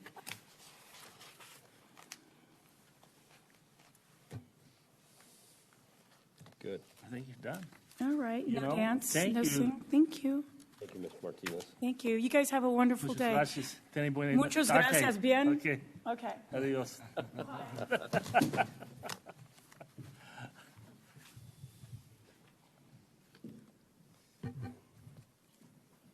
You want a break? Anybody need a break, or you want to just keep on going? Good. I'm going to grab something from the fridge and be back in 30 seconds. Okay.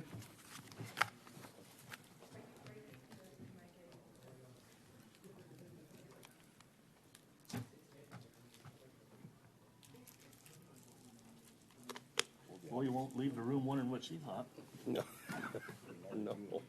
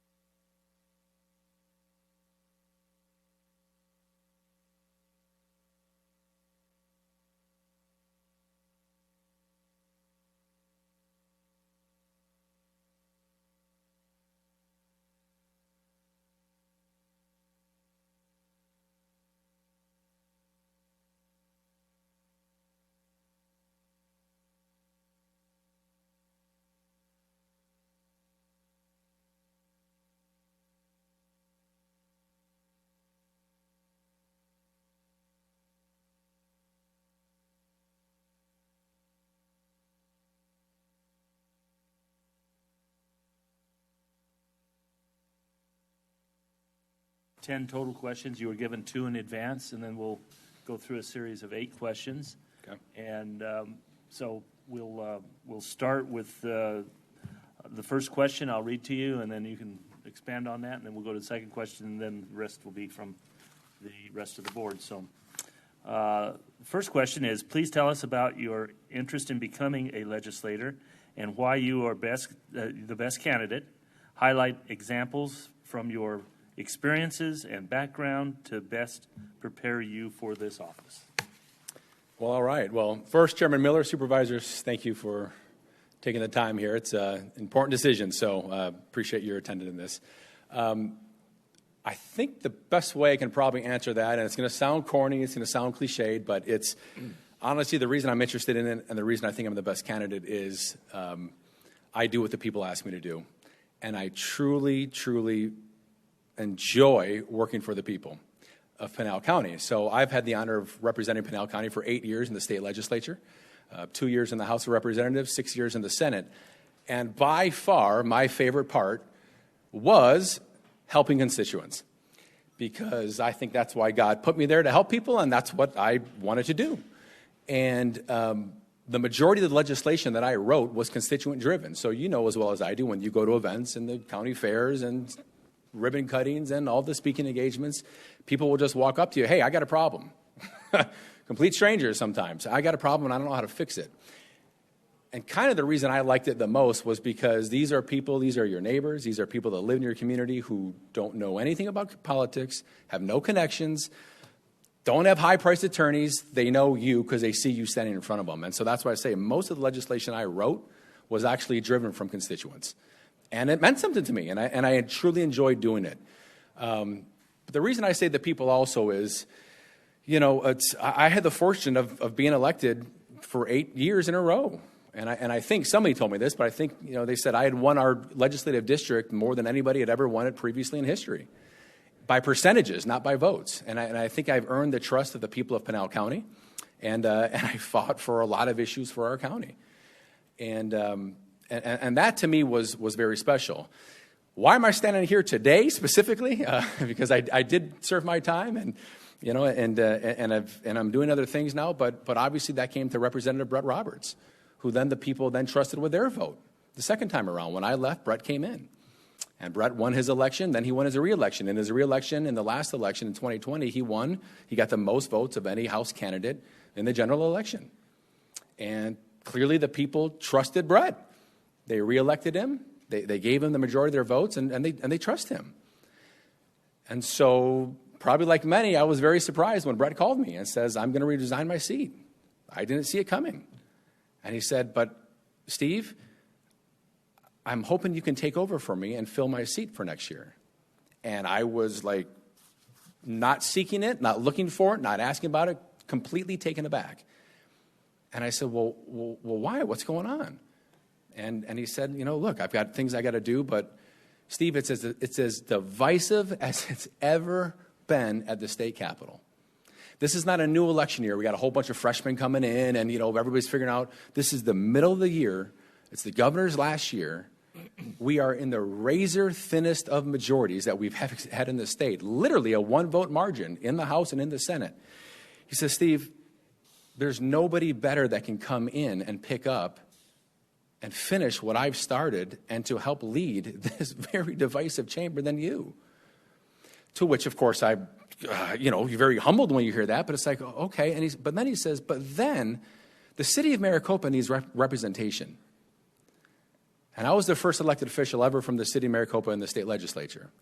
And I live in Maricopa, and Brett lives in Maricopa. We are the largest incorporated city in all of Pinal County. And Brett worked tirelessly for infrastructure and transportation efforts for Maricopa and Pinal. He says, Steve, we need this. Our city is growing so fast.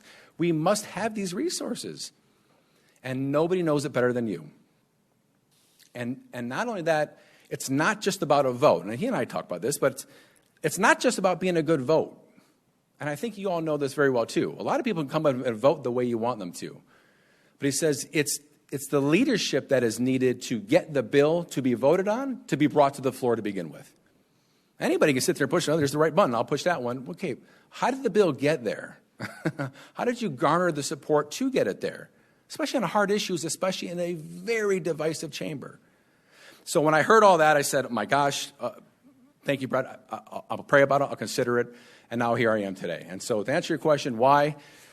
I'm interested because I've always been interested in the position in helping the constituents of Pinal County. But when I heard in a way that the people might want me to do this again, if the people voted for Brett and Brett wanted me, I feel compelled to listen to that. And then finally, I'll end with, when we had the vote last weekend from amongst the PCs, who do they want to represent them in Brett's replacement? I received the most votes amongst the PCs.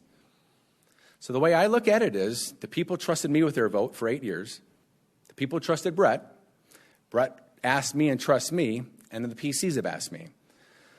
So I'm here to do the will of the people. It is an honor to serve, but that is why I'm here. And that's why I think I'm the best candidate. Okay. Thank you. Second question that you were given in advance was, as you know, Pinal County has experienced extraordinary growth over the past decade that have resulted in a significant challenges in funding of construction and maintenance and adequate transportation infrastructure to keep up with the needs of the residents.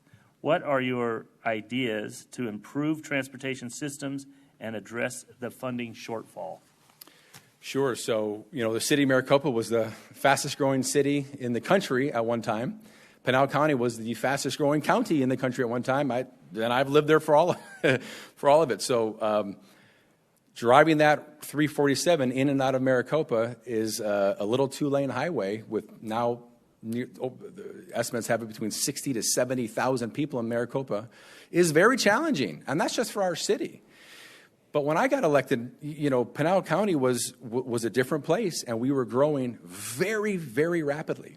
So when I was in the legislature these past several years and we saw Pinal boom, we had to do a lot of things in the legislature to help. And some of that was her funding, and some of that was a lot of different things, but we had to do it. But I don't mean to keep going back to Brett Roberts, but Brett did say to me, and he secured that $35 million to help on the #1 infrastructure road for the city of Maricopa in the last budget, and we need to improve about that. That is a death highway. People die on that highway all the time because it is not big enough and it cannot sustain what is going on that road.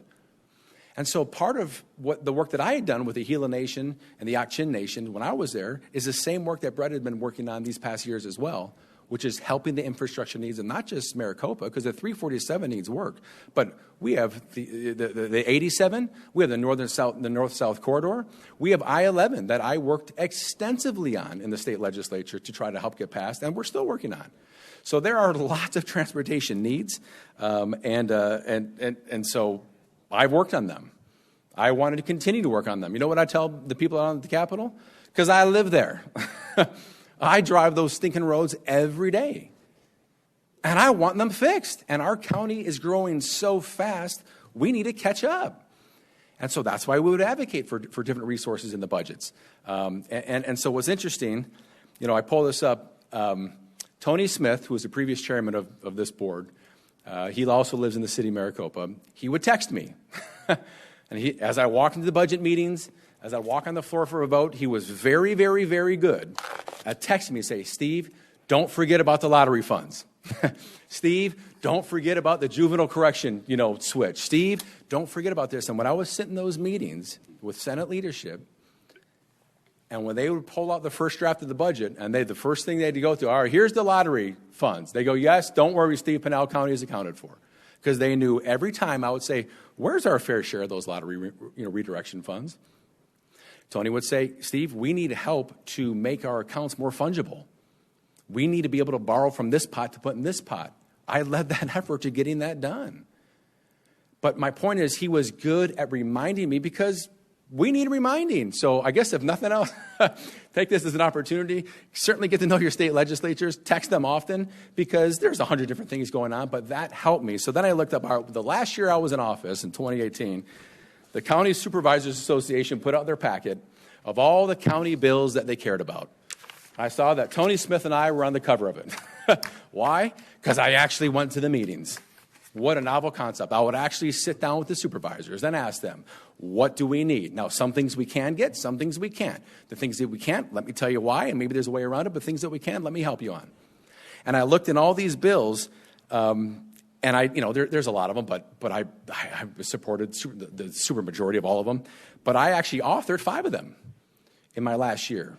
5 of the bills for our county that we needed help with, I authored them. The governor signed them, and we have them now. Because I live in Pinal County too, and I want our county to be as great as it possibly be.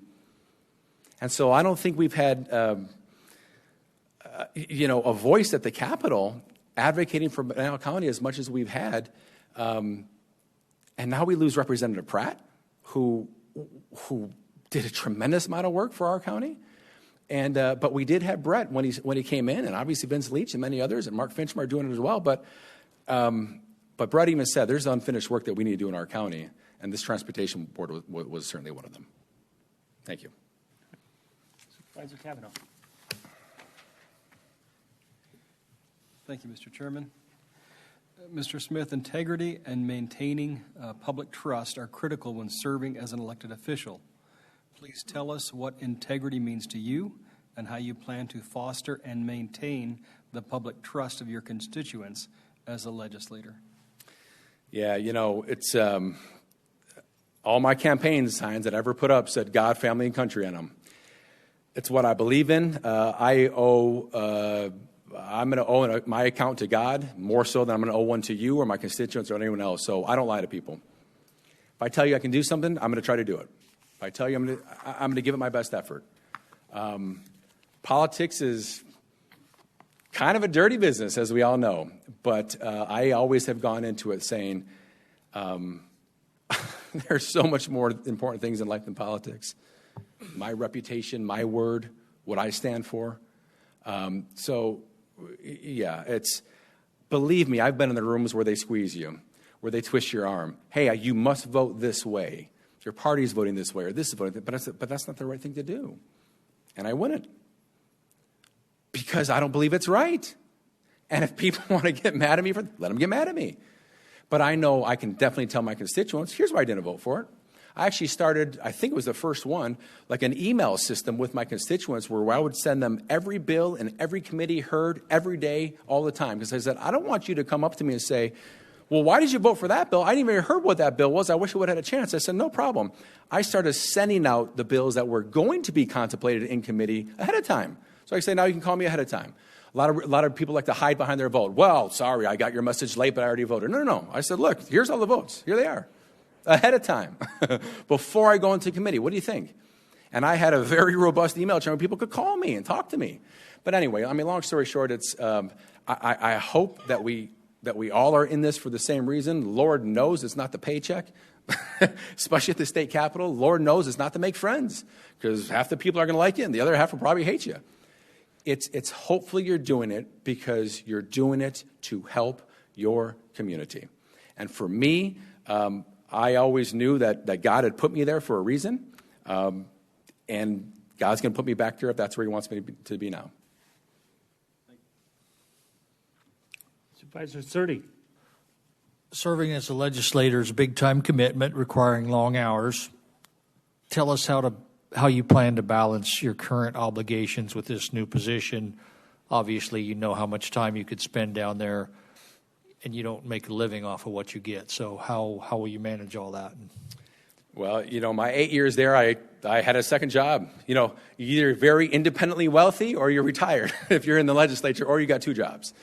Yeah, I'm the latter. My wife and I, we have 5 kids. You need to support your family. So time management is crucial. But I did that. I don't think I ever missed a committee. I can't even think of how many votes I ever missed, if ever. I'm sure I must have missed 1 or 2 somewhere, but the people asked me and hired me to do a job, you darn right I'm going to go and do that job. And that's how I've always been. So I would work after the Capitol when we get out at 4 or 5 o'clock. I had to go to my other job and work. I worked there weekends. I do whatever I had to do. But I never missed community meetings. I never missed district meetings. I went to all of them. Why? Because that's part of the job description. If you don't like working a lot, then Pick a new job. But it's you need superior time management skills. And I knew that was the number one thing that people had asked me to do. If I'm going to be there, then darn it, I'm going to be at every committee. I'm going to make every vote. And I'm not going to walk on votes. People do that a lot. Oh, it's a tough vote. Let me leave the room. No. You're going to know exactly where I stand. And I did it. But you just have to have great time management skills, and I've done that for 8 years. Thank you. Yeah. Okay, Supervisor McClure. Thank you. Mr. Smith, legislative issues are often difficult and complex. As a legislator, how would you approach researching and learning a new issue? Where do you go to get your information, and who would you seek advice from on a subject that you may have limited knowledge? Sure, and this is what helped me early on as well, right when I got there. So, I mean, now I think I have a pretty good understanding of, won't say everything, but have an idea of how things work and some history on some things. But especially when I got there, you have to listen to every side of the story. So you'd get a lobbyist that would come in and they would talk to you and you're like, well, that sounds fantastic. Well, sign me up. Yeah, what are they omitting? And so you would always have to go to the other side. And so I would make a point to call in, hey, if I knew who was on one side of the bill, if I saw people on how they signed on to a bill, right? As legislators, you can sign on to support a bill or not. And well, who signed on and who didn't, and why not? So I would always talk to the members, but more importantly, I would talk to the folks that were coming in advocating for or against the issue. And I would always listen to both. And what I would find out, whoever was advocating for typically omitted some things. I'm not going to say it was intentional, but it was just, hey, they were selling their goods. And when I would find other things, I would then call stakeholder meetings. And I say, yeah, well, I'm hearing things that this bill is doing things a little bit differently than maybe I was led to. And I let them answer the questions. And they said, oh, yes, or not really. I'd say, all right, well, let's all talk about it. And I'd bring them both sides. And this isn't, this is the people who are advocating for. So whatever the issue was, it was the people behind it. And I'd get out of conference room. I said, all right, let's figure this out. You're saying it does this. You're saying it does this. What is it actually doing?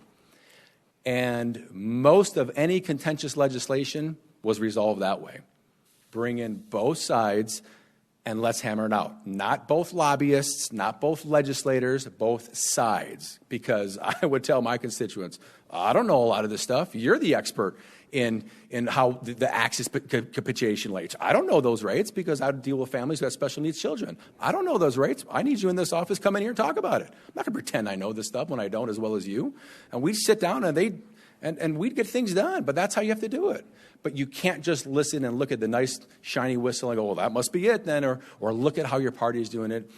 It's like anything else. You have to care about it. You have to read the bills and understand the bills.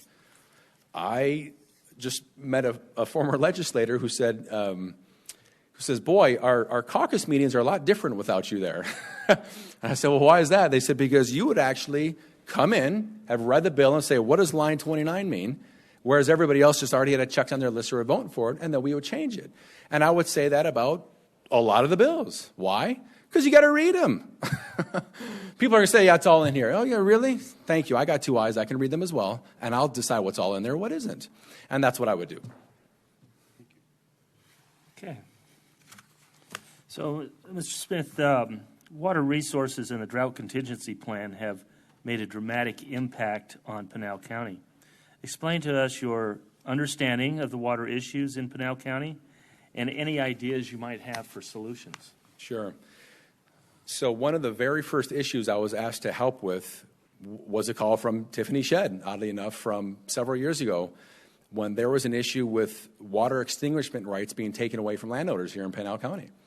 And there was a very accelerated clock that was ticking away that if something wasn't done, the farmers, the growers were going to start losing their water rights.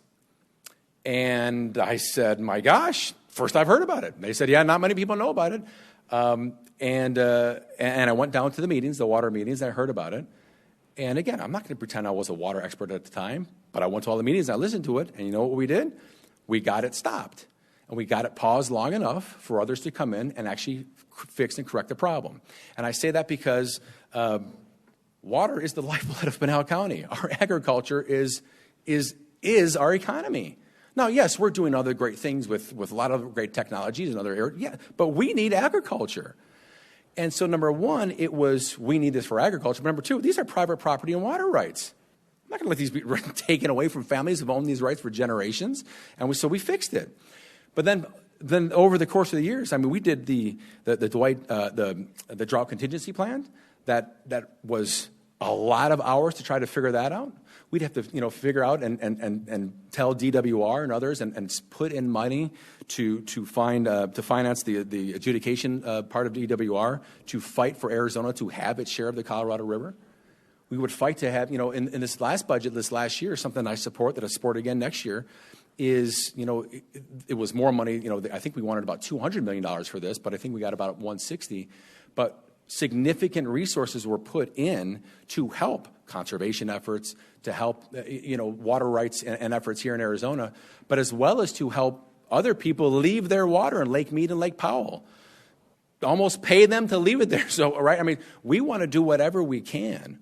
And so what I would continue to do is look for ways in our budget, number one, through DWR, and make sure that we continue to support our drought contingency plan, make sure that we do everything we can to have what we need in the Colorado, as well as Lake Mead and Lake Powell. And I think part of the budget process last year that addressed that is a very good start. I was helpful in the drought contingency plans hearings as well, but with the additional resources that went in the budget last year, because of course I wasn't there last year, but those are resources I absolutely support and that we need to help with, like I said, water conservation projects, water supply ideas, and the like.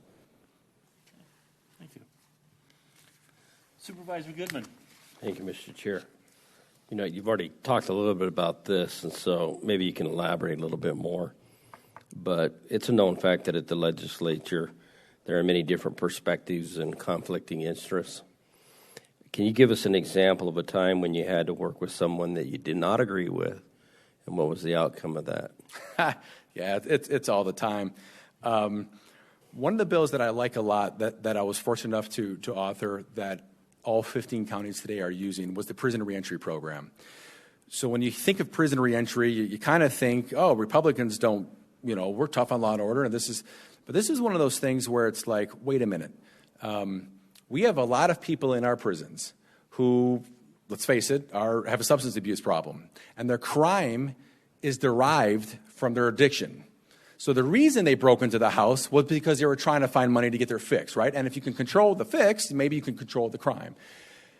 It was a tough sell to a lot of people on both sides of the aisle that we needed to go in and fix it. And how do you fix it? So I worked with Salvation Army, who does a lot of the reentry stuff, and we said, why don't we do this? If you are in prison now on a drug offense, if you agree to come out, and there's this pharmaceutical called, oh gosh, I forget the name of it, but it was a pharmaceutical that you could get a shot of it, and it would stop your brain from getting the high of the drug, of the opiate of your choice. Okay, so in other words, you take it, you don't get high. That makes sense. So we said, if you, prisoner, want to come out of the prison 90 days early. Now remember, a lot of these people are in there for substance abuse for 6 months, 8 months. So 90 days is a big part of your sentence. We're going to pull you out 90 days early. Vivitrol. Vivitrol was the name of the pharmaceutical.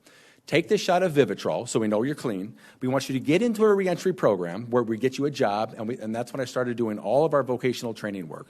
Our electricians, our plumbers, our pipe fitters, all that kind of work. And we'd get them a job. So long story short, we did it.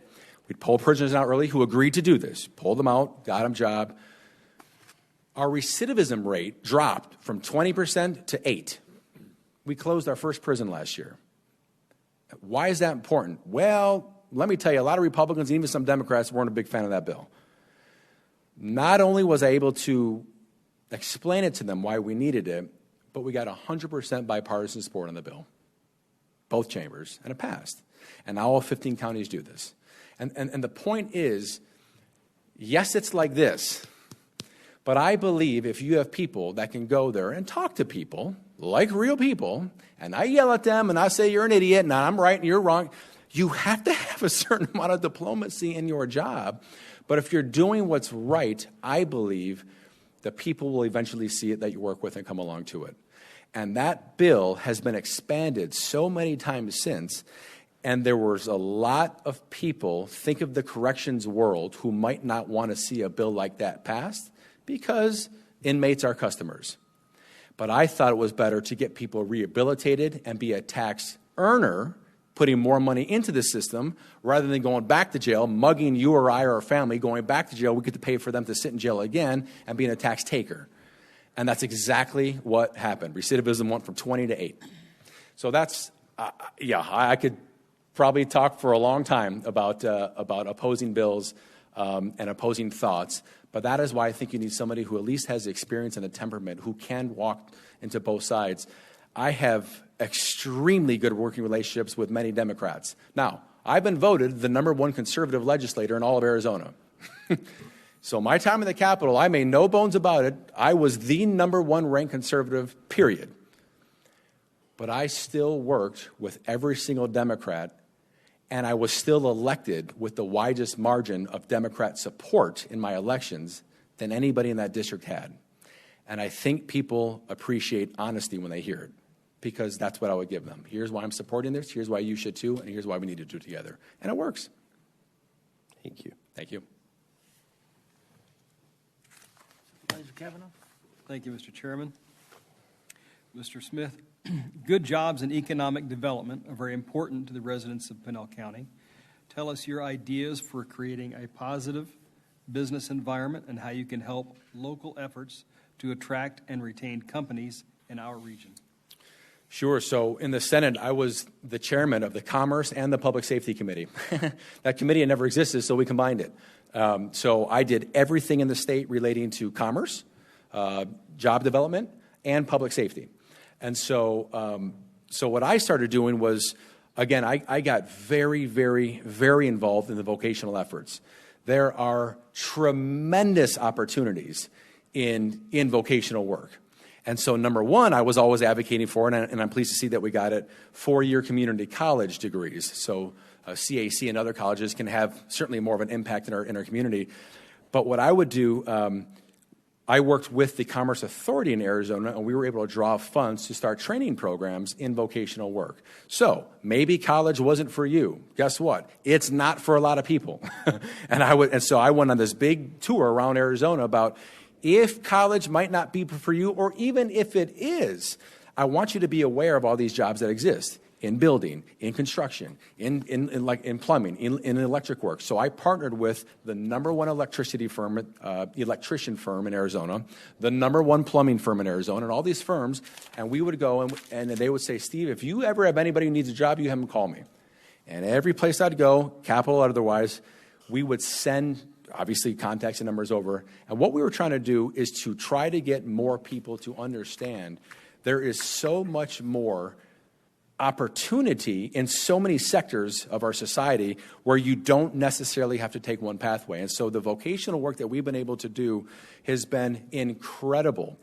I'll never forget, I was at a meeting, and this kid walked in, and, 22-year-old kid, and he's driving a Range Rover. And he says, I pull up to my old neighborhood, and all my friends are like, how are you driving a Range Rover? He goes, I'm doing construction. He goes, construction where? He goes, housing construction. Now I got made as a foreman. He says, how'd you get that? He goes, I was driving through a neighborhood one day. I said, what's going on? The foreman said, you looking for a job? I said, yeah. And he says, in 18 months, I'm making more money than I ever could have made ever, and I'm driving a Range Rover. And I said, there it is. And so my point is, when I first got to the Capitol, we worked on what was called the Jobs Bill. When Arizona was in dire straits, when we were in the gut of the recession, and the Jobs Bill is one of those things that came in and gave a shot in the arm to industry. We provided broad-based incentives, not targeted incentives.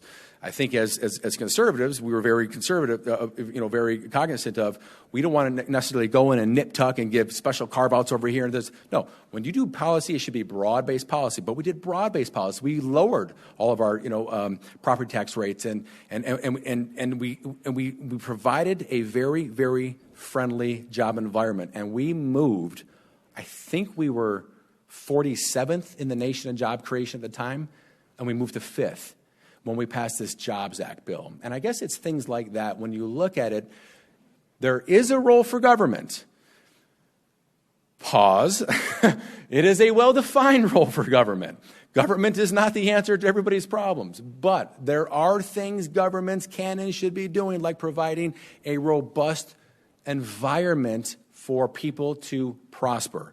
And that's exactly what we did through the jobs bill, and we quite literally just kept replicating it session after session after session. And Arizona now, of course, today is one of the most fertile grounds for businesses to come to, one of the most attractive areas in the country for businesses to come to.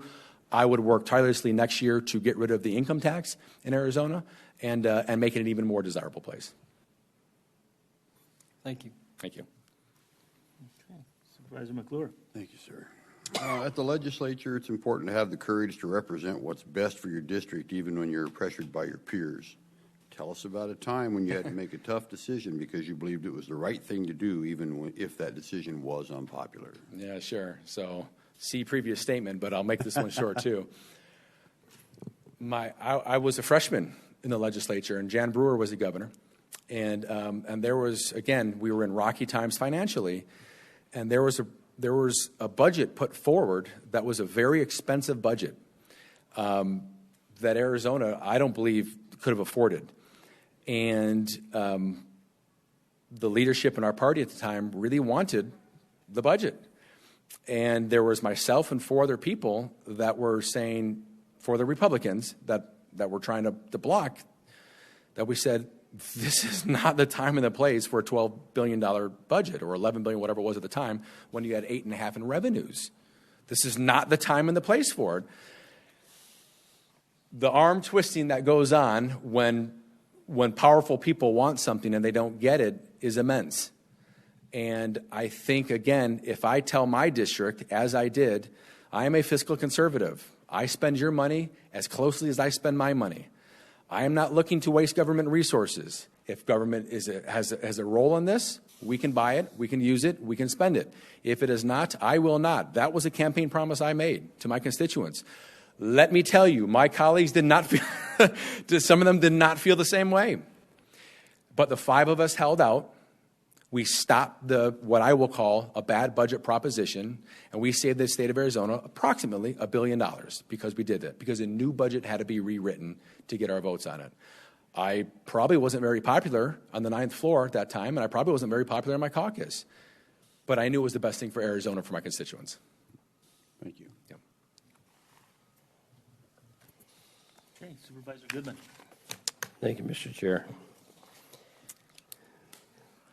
As you know, currently, Arizona is experiencing a period of economic growth, and so state revenues are above the forecast. But the economy is volatile. It can change. And so we have to be prepared for a possible downturn someday. In the past, when revenues have declined, the legislature has raided transportation funds, HERF funds, or shifted costs to local governments to balance the state's budget. Will you commit to protecting vital transportation funds and not balancing the state budget by forcing additional costs onto local taxpayers? Yeah, great question. And during those lean years, it was lean. Counties, cities, a lot of people took it. Every agency got, I think, a 10% cut across the top. And the state was bleeding. The state was selling its capital building and its buildings to try to raise money. When we got on better financial footing, but it's almost like one of those things in your family, it's time to cut up the credit cards, you got to just start over and get on financial footing. And when we did, some of the very first things that we did was restore the HERF funds, was get rid of the accounting gimmicks that we had in the budget, the juvenile correction funds and all those kind of things. And one of the bills that I wrote was to make sure the county money stayed in the counties, in terms of especially for jails and whatnot. But yeah, it's you've got to prepare, and what we've always made a point in doing is having a robust rainy day fund as well. And so even in the lean years, we had a rainy day fund, and now we have a very robust rainy day fund, and I've always advocated we needed to continue to have that. Matter of fact, in a year when, I think it was about 4 or 5 years ago, there was talk about using the rainy day fund for things, I and others said, no. Once you deplete that, you're going to deplete your credit rating. And Arizona at the time had just received, I think, the AA or AAA credit rating. And it's like, we can't go backwards on these things. you need to run it like you would run your household. You're not going to bleed your bank account. You need to have a savings account. And so we kept the rainy day fund in for just those reasons, rainy days.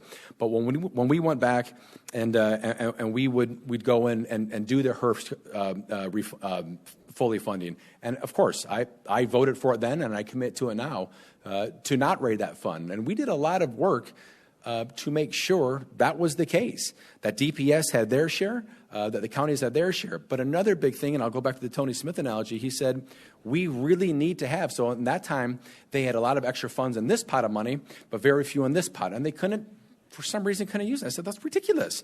So we changed that. So we gave counties ways to not only spend their money better, but as a limited government local controller, I think local control should be just that. And I had always advocated for more money to stay in the county so they can buy the things that they needed to buy. An example, though, that we did in the state level, the sheriff came to me at the time and said, we need more resources, and I either have to go to my county board and ask them for it, which they probably don't have, and I don't want to go without it. Can you help me get some resources? And we put significant money in the state budget to pay for Pinal County law enforcement stuff, so the board didn't have to, but they can still have it. Why? I live here too, and I want a safe county. So I think there's a lot of things that you can do. Again, there's a time and a place for a lot of government spending, and I'll end on this. There is a tremendous amount of one-time money left in the state right now.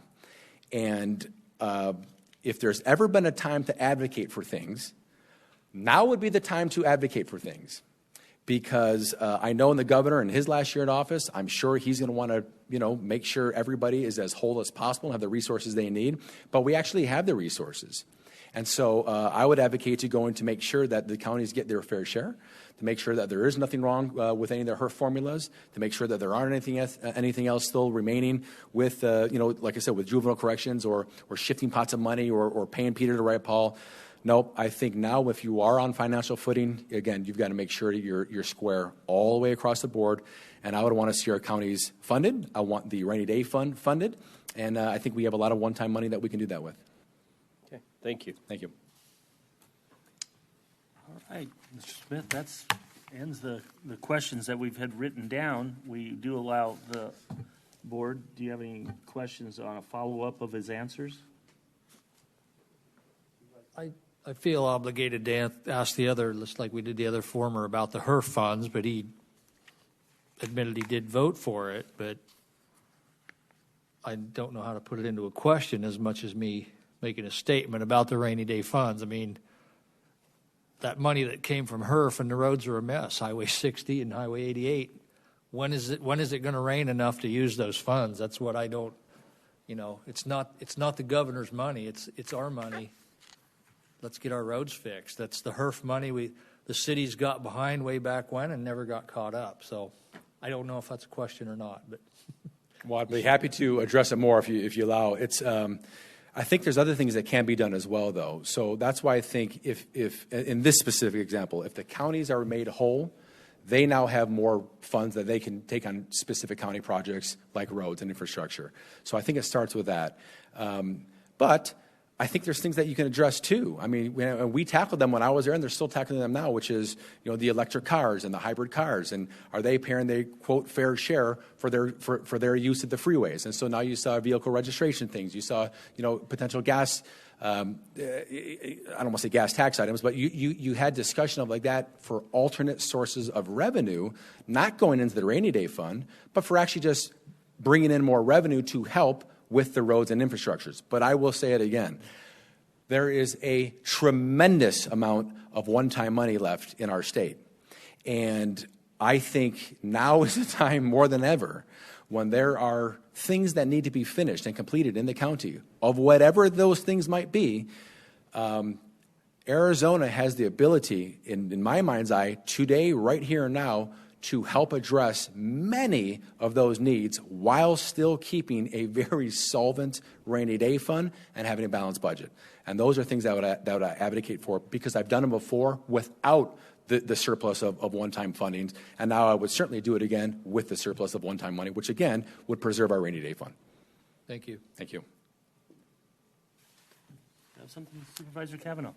Thank you, Mr. Chairman. A constituent brought up this question, and you mentioned you sometimes focus on constituent-driven legislation. And there was a red flag law that you may have voted for or sponsored. Could you expound on your reasoning for that, and would you do it again? Oh, I certainly never voted for a red flag law, nor would I. Full disclosure.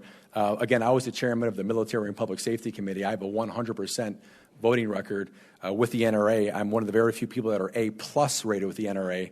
Most people say A rated. In order to be A+ rated, you've got to do a lot of extra special things. And I can assure you, this Arizona legislature would not pass a red flag gun law. Let me just be clear on that. I think what it might be in reference to was the school safety bill. And so I think after what we saw, the tragic school shooting in Florida, of course, the governor wanted to maybe address, hey, what could or should be done in Arizona to mitigate anything like this happening. And so there was a plan put forth that says, well, here's some ideas and whatnot. And I took that bill into my committee, and we changed it around a little bit. The NRA was in support of that bill. Citizens Defense League ultimately got neutral, and then Walton was going to support the bill as well. But we changed it enough that wouldn't even remotely infringe on anybody's Second Amendment rights, to the point where every single Republican, let me get partisan, but every single Republican voted for the bill on the floor because it didn't infringe on any red flag, and every single Democrat voted against the bill because in their mind it didn't go far enough, which in my mind's eye, they wanted to infringe on gun owners. And so, again, 100% pro-life voting record, A+ with the NRA. I've sponsored Second Amendment legislation. And I can assure you, many others down there in that Senate who all voted in unison on this board, every Republican voted for it. I can promise you, Arizona is ranked #1 in the nation in gun rights. We're proud of that. I'm proud of that, and I can assure you myself and my colleagues would have done nothing to jeopardize that whatsoever, and that bill had nothing to do with any of that. Fake news. Very good. Thank you. Thank you. Any other questions or comments? Good. Hearing or seeing none. Thank you, Mr. Smith, for coming forth and answering our questions, and stepping up to want to fill the position. So, thank you. Thank you, Supervisors. Okay. Appreciate the time. God bless. Yep. Thank you, Steve. I have an agenda here someplace. What's that? Yeah. I want to make sure there wasn't anything in between it. So, I need a motion to go into exec session. Mr. Chair, I move we move to executive session. I have a motion. Do I have a second? Second. I have a motion and a second. All in favor signify by saying aye. Aye. Aye. Opposed, say nay. Ayes have it. Thank you. To get out of exec session? Mr. Chair, I move we come out of executive session. Get a second? I have a motion and a second. All in favor signify by saying aye. Aye. Opposed, say nay. Ayes have it. This meeting is adjourned.